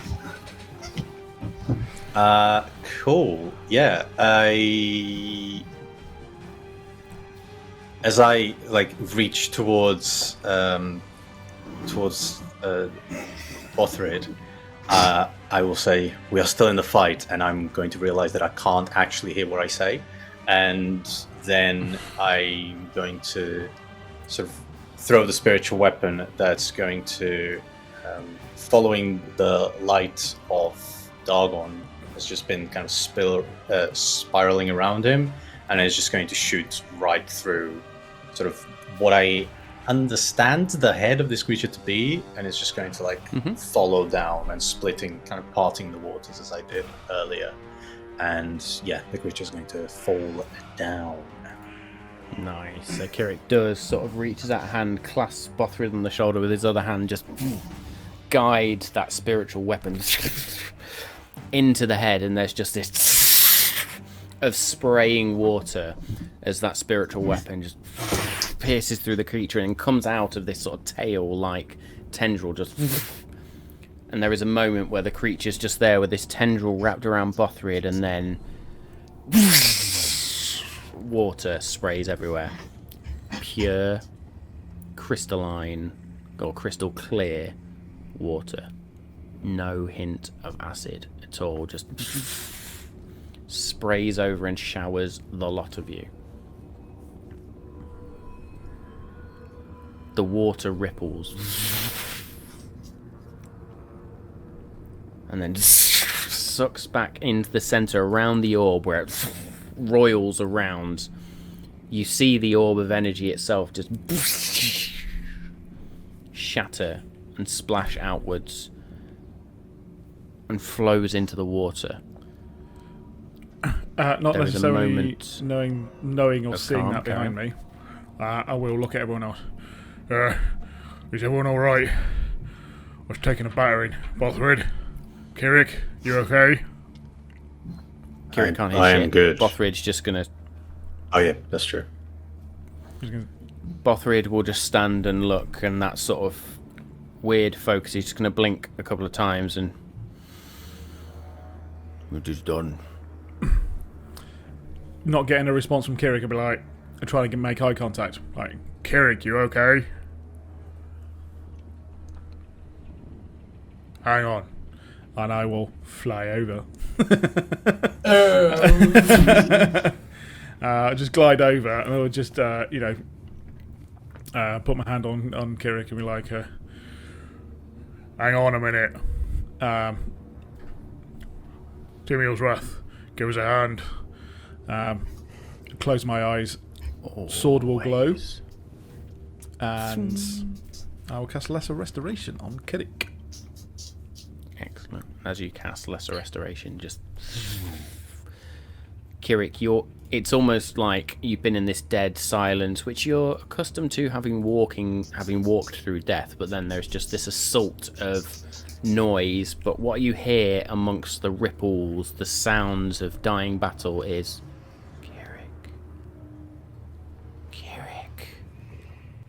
As I go down in size, because it's basically a minute, my head will like jolt immediately to the origin of the sound, which I assume is the door. Door. It's actually coming from behind you. The door. This creature. It's me. Kirik. Yeah, bastard. I knew it. This creature appears So, yeah, much smaller, just sort of flowing and floating above the water. Does everyone see that? Nope. No, see what? You. Okay, first of all, are you okay? Yeah. I'm good. I can just hear. Following. I'm just going to look towards the door. Okay. Yeah, I will walk towards the door, this creature.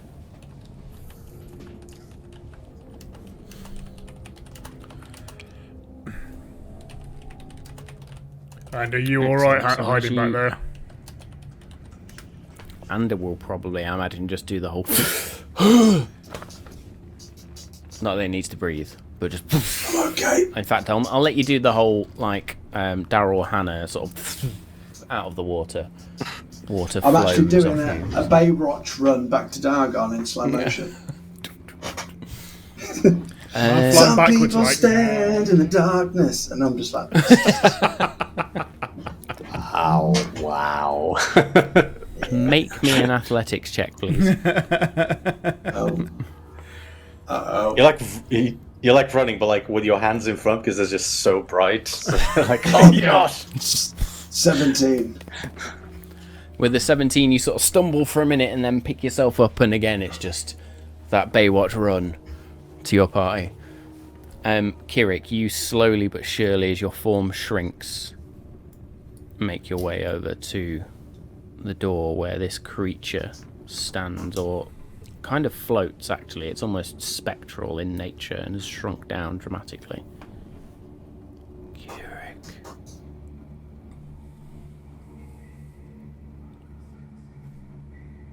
I will approach it until I am, right in front of it. For them.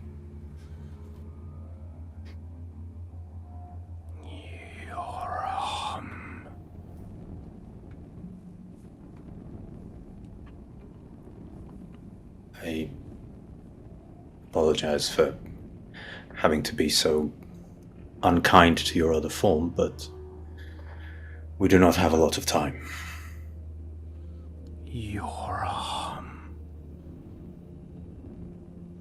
I will take out. I'll just reach an arm towards the creature. Watery tendril just wraps itself around you and pulls you in closer. The rest of the party, you would see Kirik's arm go forward, and an unnatural force just pulls him closer. The cycle is almost complete. My gift to you from her. The river is mine. It always was. Now power is yours. He comes. Beware, my brother.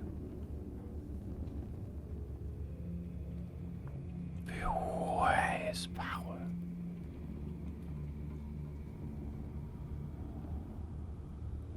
Thank you for freeing me.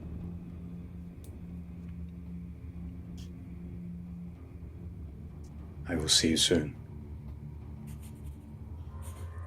I have and will always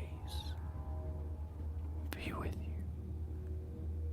I am the river. There is a searing pain, almost like boiling water up your arm, where that tendril connects. The party will probably hear this just... This Kirik sort of screams a little bit in pain.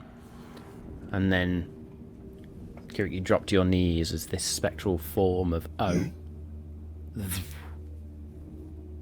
And as she fades, remember my name, Kirik. I am the All Hydra.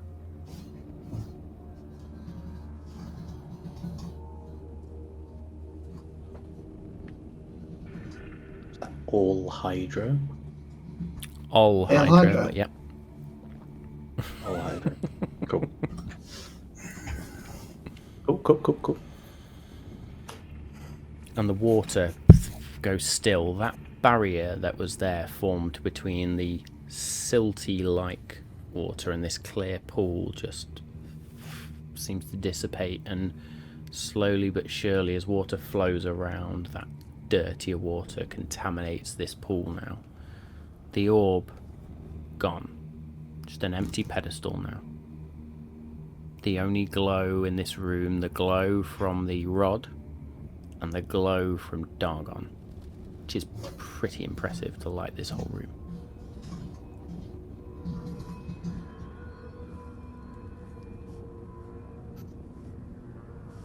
I will stand up and kind of take a breath, and I will turn around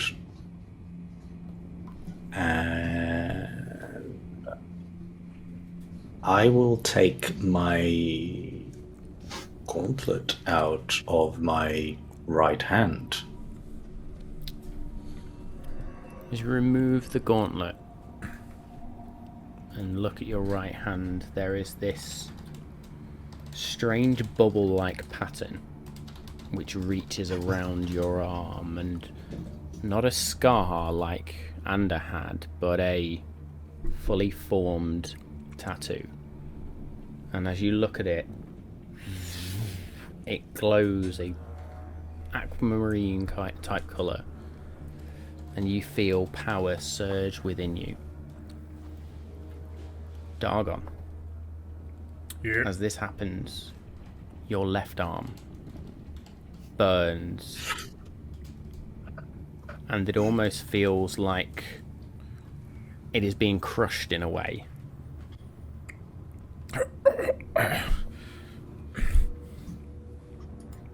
Oh, what the fuck is that?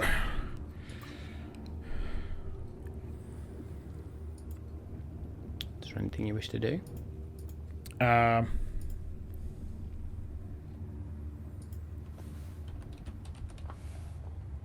Yeah, because I look down and I don't see anything like on my arm or anything. I want to, again, do similar. I want to expose it, take my gauntlet off, maybe try and pull whatever armor off I can quickly off my forearm. As you take the gauntlet off and sort of look on your arm, you can see this greenish glow emanates from within as that scar-like pattern of falling rocks glows green and becomes a tattoo. And your chest itches, but nothing more than that. You can almost sense the small whitish glow that just comes from underneath your shirt. But Dargon and Kirik, you feel a distinct sense of power surge through you. And if you would like to reset your character sheets, you will see what those things are. Oh, New toys. quickest refresh in the world. Feel the power. The hell are we looking? You might have to reset yours again, Dargon, because for some reason that didn't add first time. It's alright. Mine shows up in my spells list and in my inventory. You It might will have show to in your inventory. attune You it can first. equip them straight away. Okay. That thing there, yes. Is it a... I shall give it. Is it investiture of stone? Wait. I'm going to say anything. I'm going to say anything. Tell me! Nice.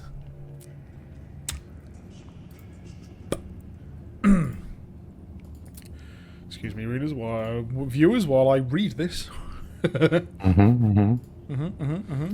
to me yourself. Kirik, I'm as just going to that- go for a character sheet in the campaign. as the tattoo forms on your arm, it's that searing pain, and then it turns to a feeling of just ice cold.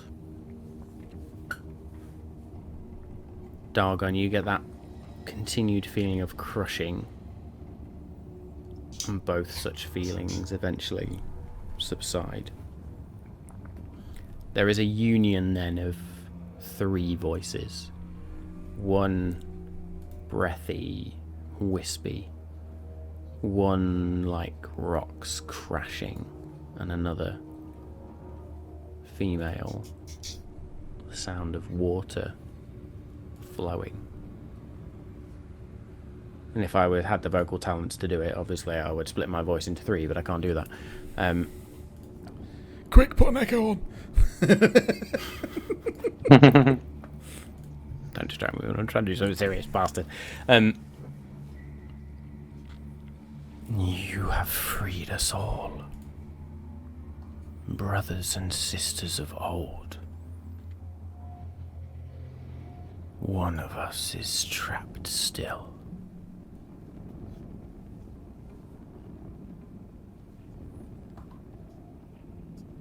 What?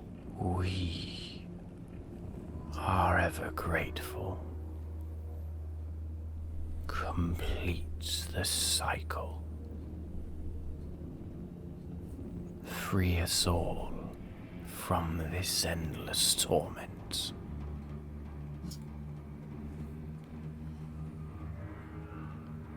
We will aid you where we can. With these marks, our power is yours. Free the Imix. Save our brother.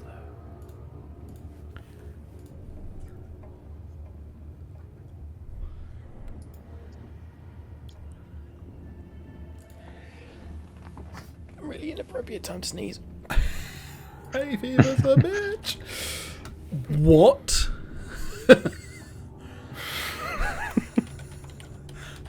He hasn't He hasn't got it. got it. Or has he got it and he's just guarding it below his own keep? So is it below the Black City and he either doesn't know it's there or it is there and he's guarding it because he doesn't know what to do with it? Well, yeah, I mean, presuming that you all heard that. Wait,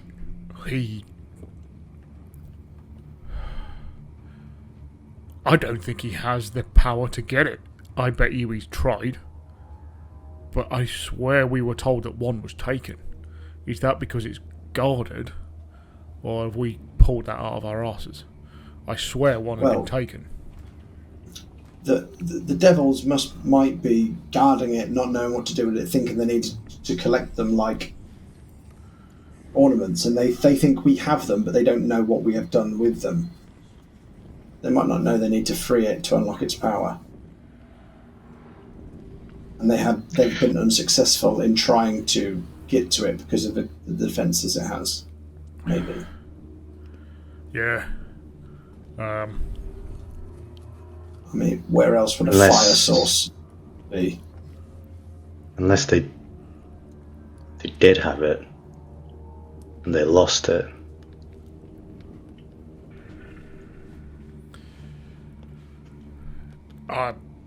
Kirik's going to reach towards his haversack And I'm gonna take out the body of the Eladrin. What the fuck is that? As good a time as any. I'm going to be sick in my mouth a little bit. Does Ander know he's taking this, or was it? Yep, we had a conversation about this. Okay, good. I want to look for marks, branding in his arms and chest that might resemble any fire stuff that we might have seen on the doors. Make me an investigation check with disadvantage, please.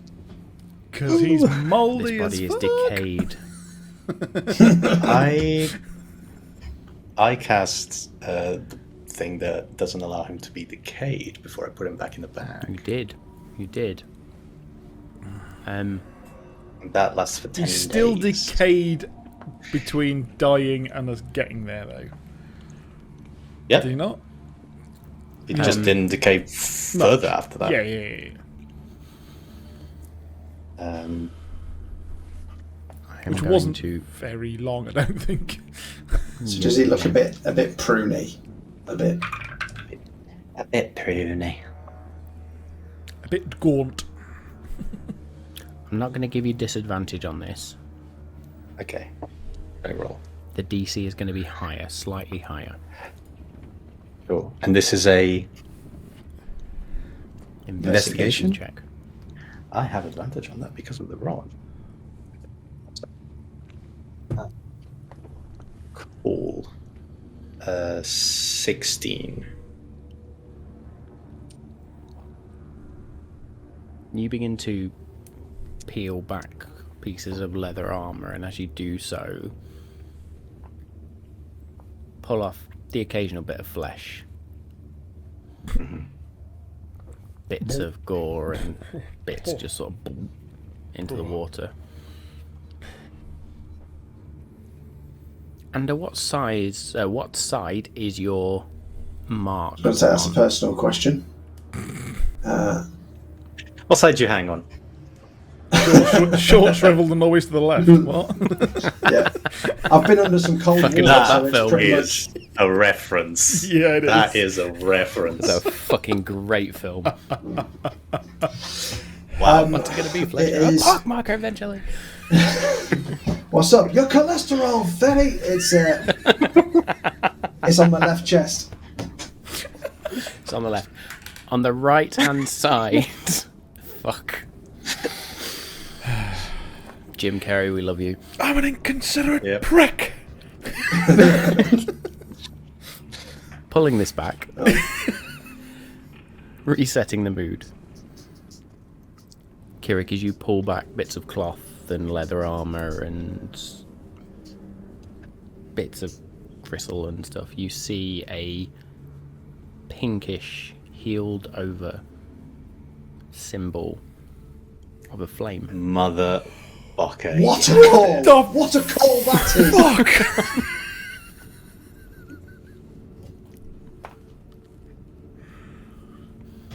What a call! Whoa. Remember when we like after we did that and we landed on after we went to the Feywild for the second time and we landed on the keep and they were like, you have something of ours? Oh, fuck.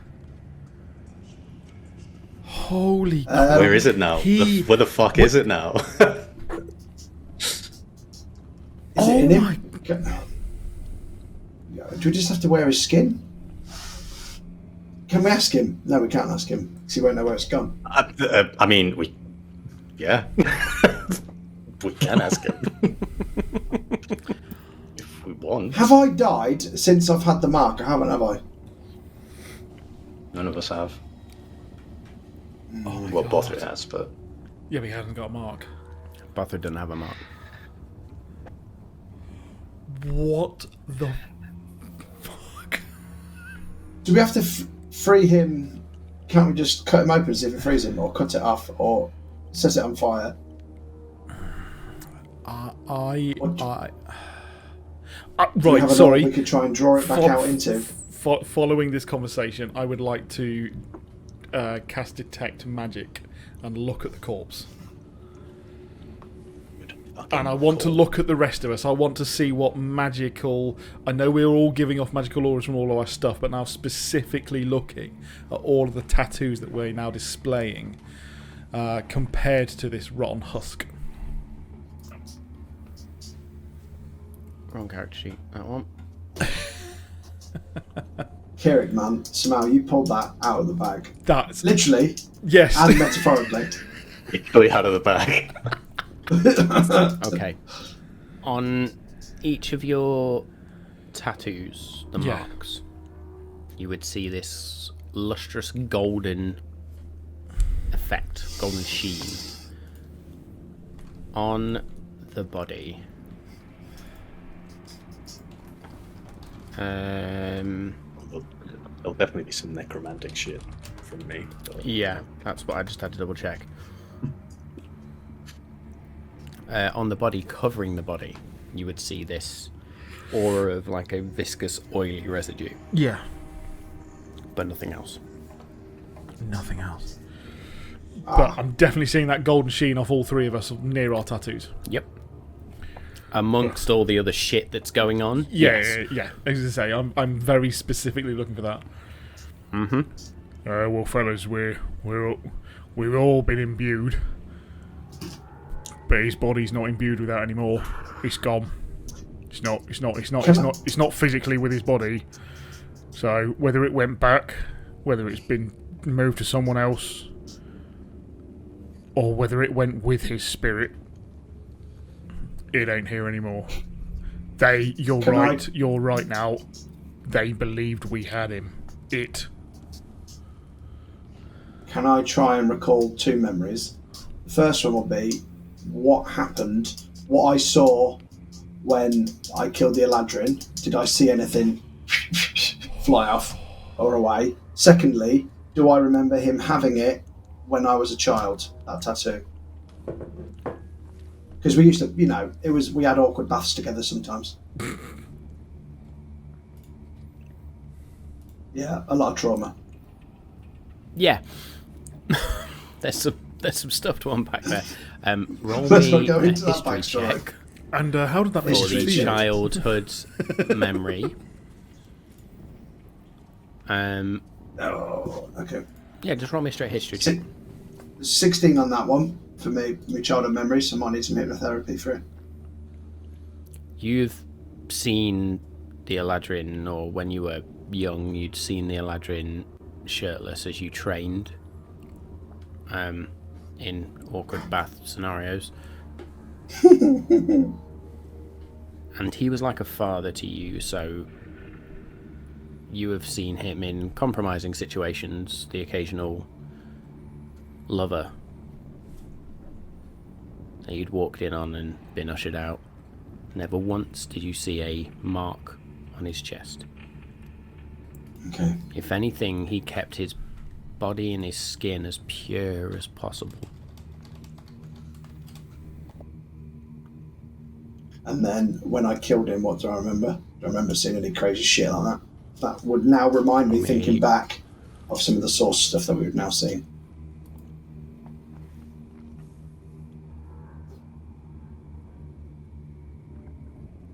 I am going to say, roll me a straight wisdom check, because this is a more recent memory.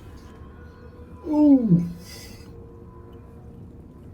Oh, I don't have advantage on the wisdom checks, do I? It would have been saving throw anyway. So Yeah, that's just a 10. I was thinking that, and I was like, no, it doesn't count. You think back to that moment where you concentrated on the arrow and fired, and it hit the demonic armoured creature, or the devilish armoured creature, punctured through into the Eladrin. But all you remember is that blind rage as your friends had fallen around you, And the only thing you wanted in that moment was death. Their death. Oh. So, I'll relay the fact that he didn't have this when as a child. This is a new tattoo. He was a body of a temple type guy. No tattoos, no markings, not a scratch on him. So this is leading towards him. It's definitely a source tattoo. But when I killed him, I don't remember anything happening like when we destroy a source, anything flying out. But what I will think of, if my blade was there at the creation, if Shank was there at the creation of these sources, he might know what happens to them.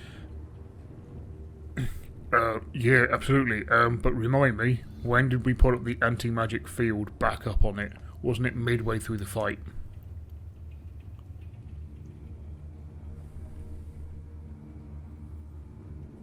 No. Yes. It couldn't have been because It was. Because he didn't make it to the end of the anti-magic field. He did not make it out.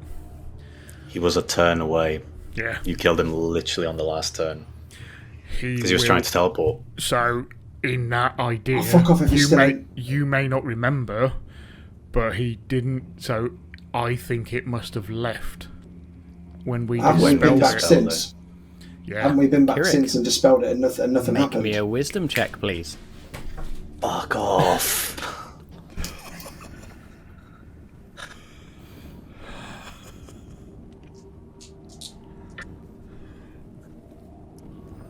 A wisdom check. Mm-hmm. Just a full-on check. 12, 15. 15 total. I rolled low. You think back to that moment where you struggled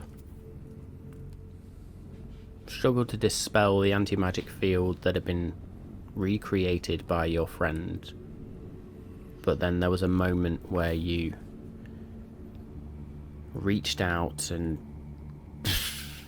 the anti-magic field just shattered.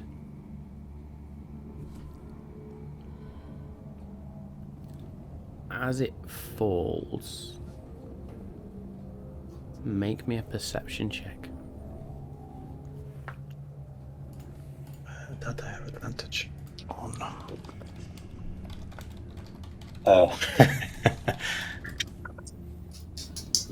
Wow. That is a natural 20. Oh! Or Yes! a 30. What? What a time to pull that out. Nice. You remember now vividly this image of the anti-magic field just collapsing and shattering. And there is a brief moment where a orange glow just shoots off. Motherfucker.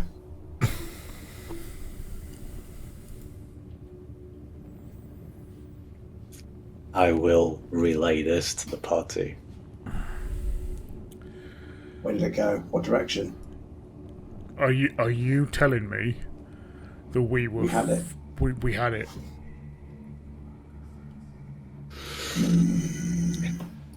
Did have also, If you hadn't have kept that also, body, we'd have never known.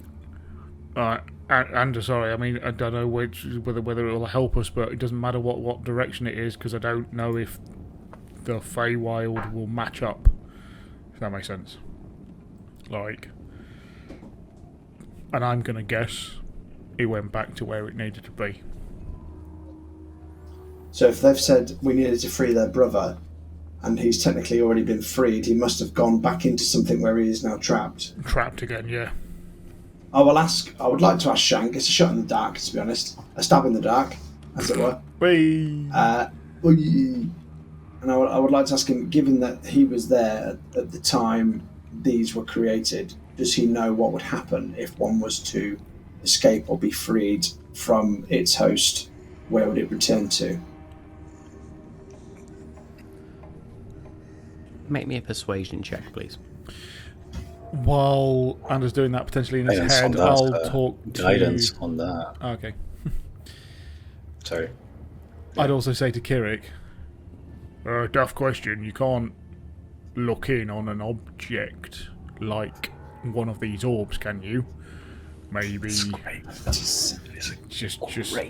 you know, if it's like a dusty orb or whether it's glowing red, kind of gonna give us an idea.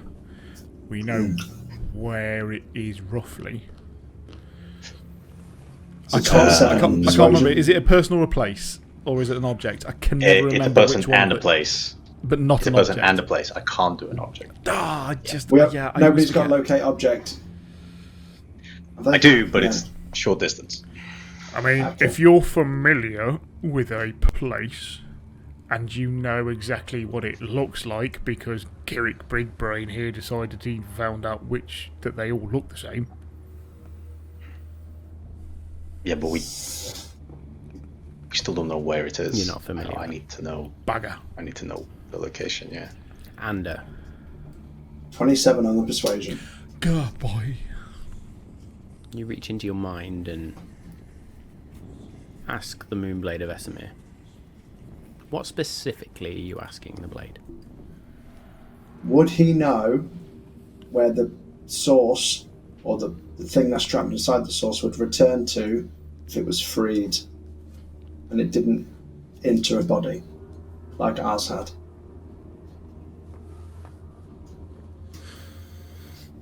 The source? You mean like these creatures who just fought? Yeah, this Exactly. thing. No, they were bound.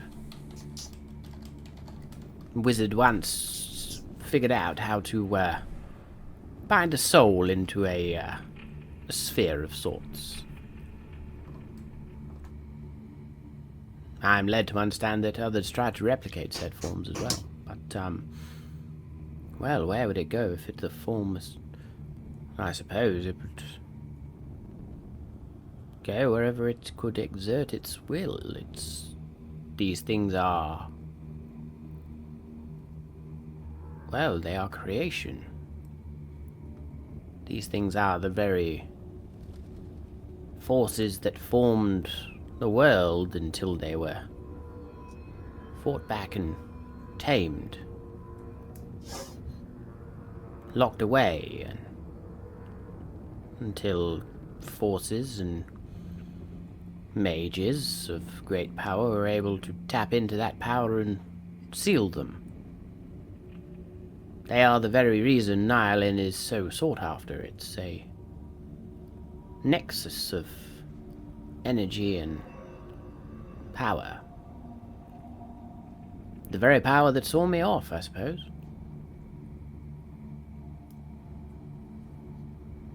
So if you was a fiery power of creation, where do you think you would return to be able to exert your will, as it were? Where would be home for you, do you think? Wherever there is flame and heat and things I can burn and crack and devour. Yeah. The primordial force of fire is one of the most destructive but also purifying force. Scarifies the land ready for a new beginning, one could say.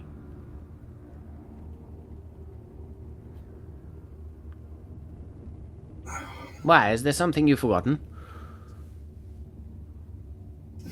It's not an important thing. It's only the fourth piece of the puzzle. But you give me the answer I feared you'd give me, to be honest. To the Black City, well. Let's go. The Black City. Black City. I'm not familiar with this phrase. The Black City? Was it not there during your time? To the west. The city's to the west. The west? What is going on? Yes. There's What's many in the west? cities to the west. Past Eluin. beyond the deserts. You mean north of Delawin in the Northwest. deserts? There was lush oases in the mesas. You mean? Bring up the map, Dave. I can't remember what the thingies are called. God, Next to the Black City. what? Yeah, there we go. Buttons, pressage, the Platinum Left Peaks. a bit. There Hang we go. on. Thank you, Dave. The Platinum Peaks. Yeah, well, the Black City lies beyond the Platinum Peaks. Oh, bollocks, that's the wrong thing. Too much excitement. Too much excitement. I have literally no idea why that's not working, actually. Beyond the Platinum Peaks, there is only one city west. Oh, bollocks. Was never called did the you Black know? City in my time. What did you know it as? There we go. I know it's after the one who built it. One of his sons.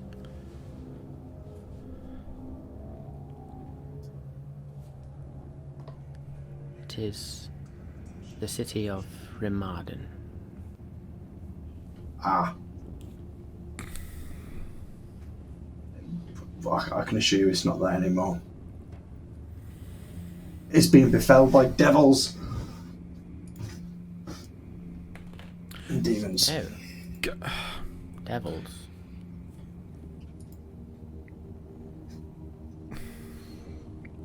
Guys, for the love of all holy mighty, why have we not noticed this before? Sorry. I've totally fucked that up. Not Rimarden.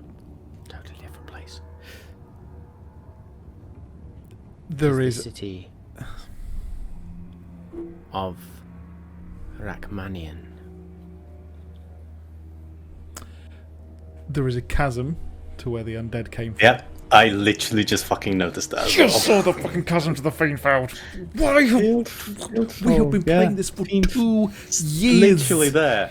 It's literally there. Fiendfall chasm. He didn't fucking like put any subtlety to it. It's like, hey, it's a chasm and it's fall, fiend. It's like, yeah, cool. well walked out, we'll didn't decide not to notice that for 2.5 years. Thank you very much. I think it's because we always assume like, oh, that part of the map is like endgame, so we don't need to worry about that for now. Yeah. Sorry, city of what? Rachmanian. Rachmanian.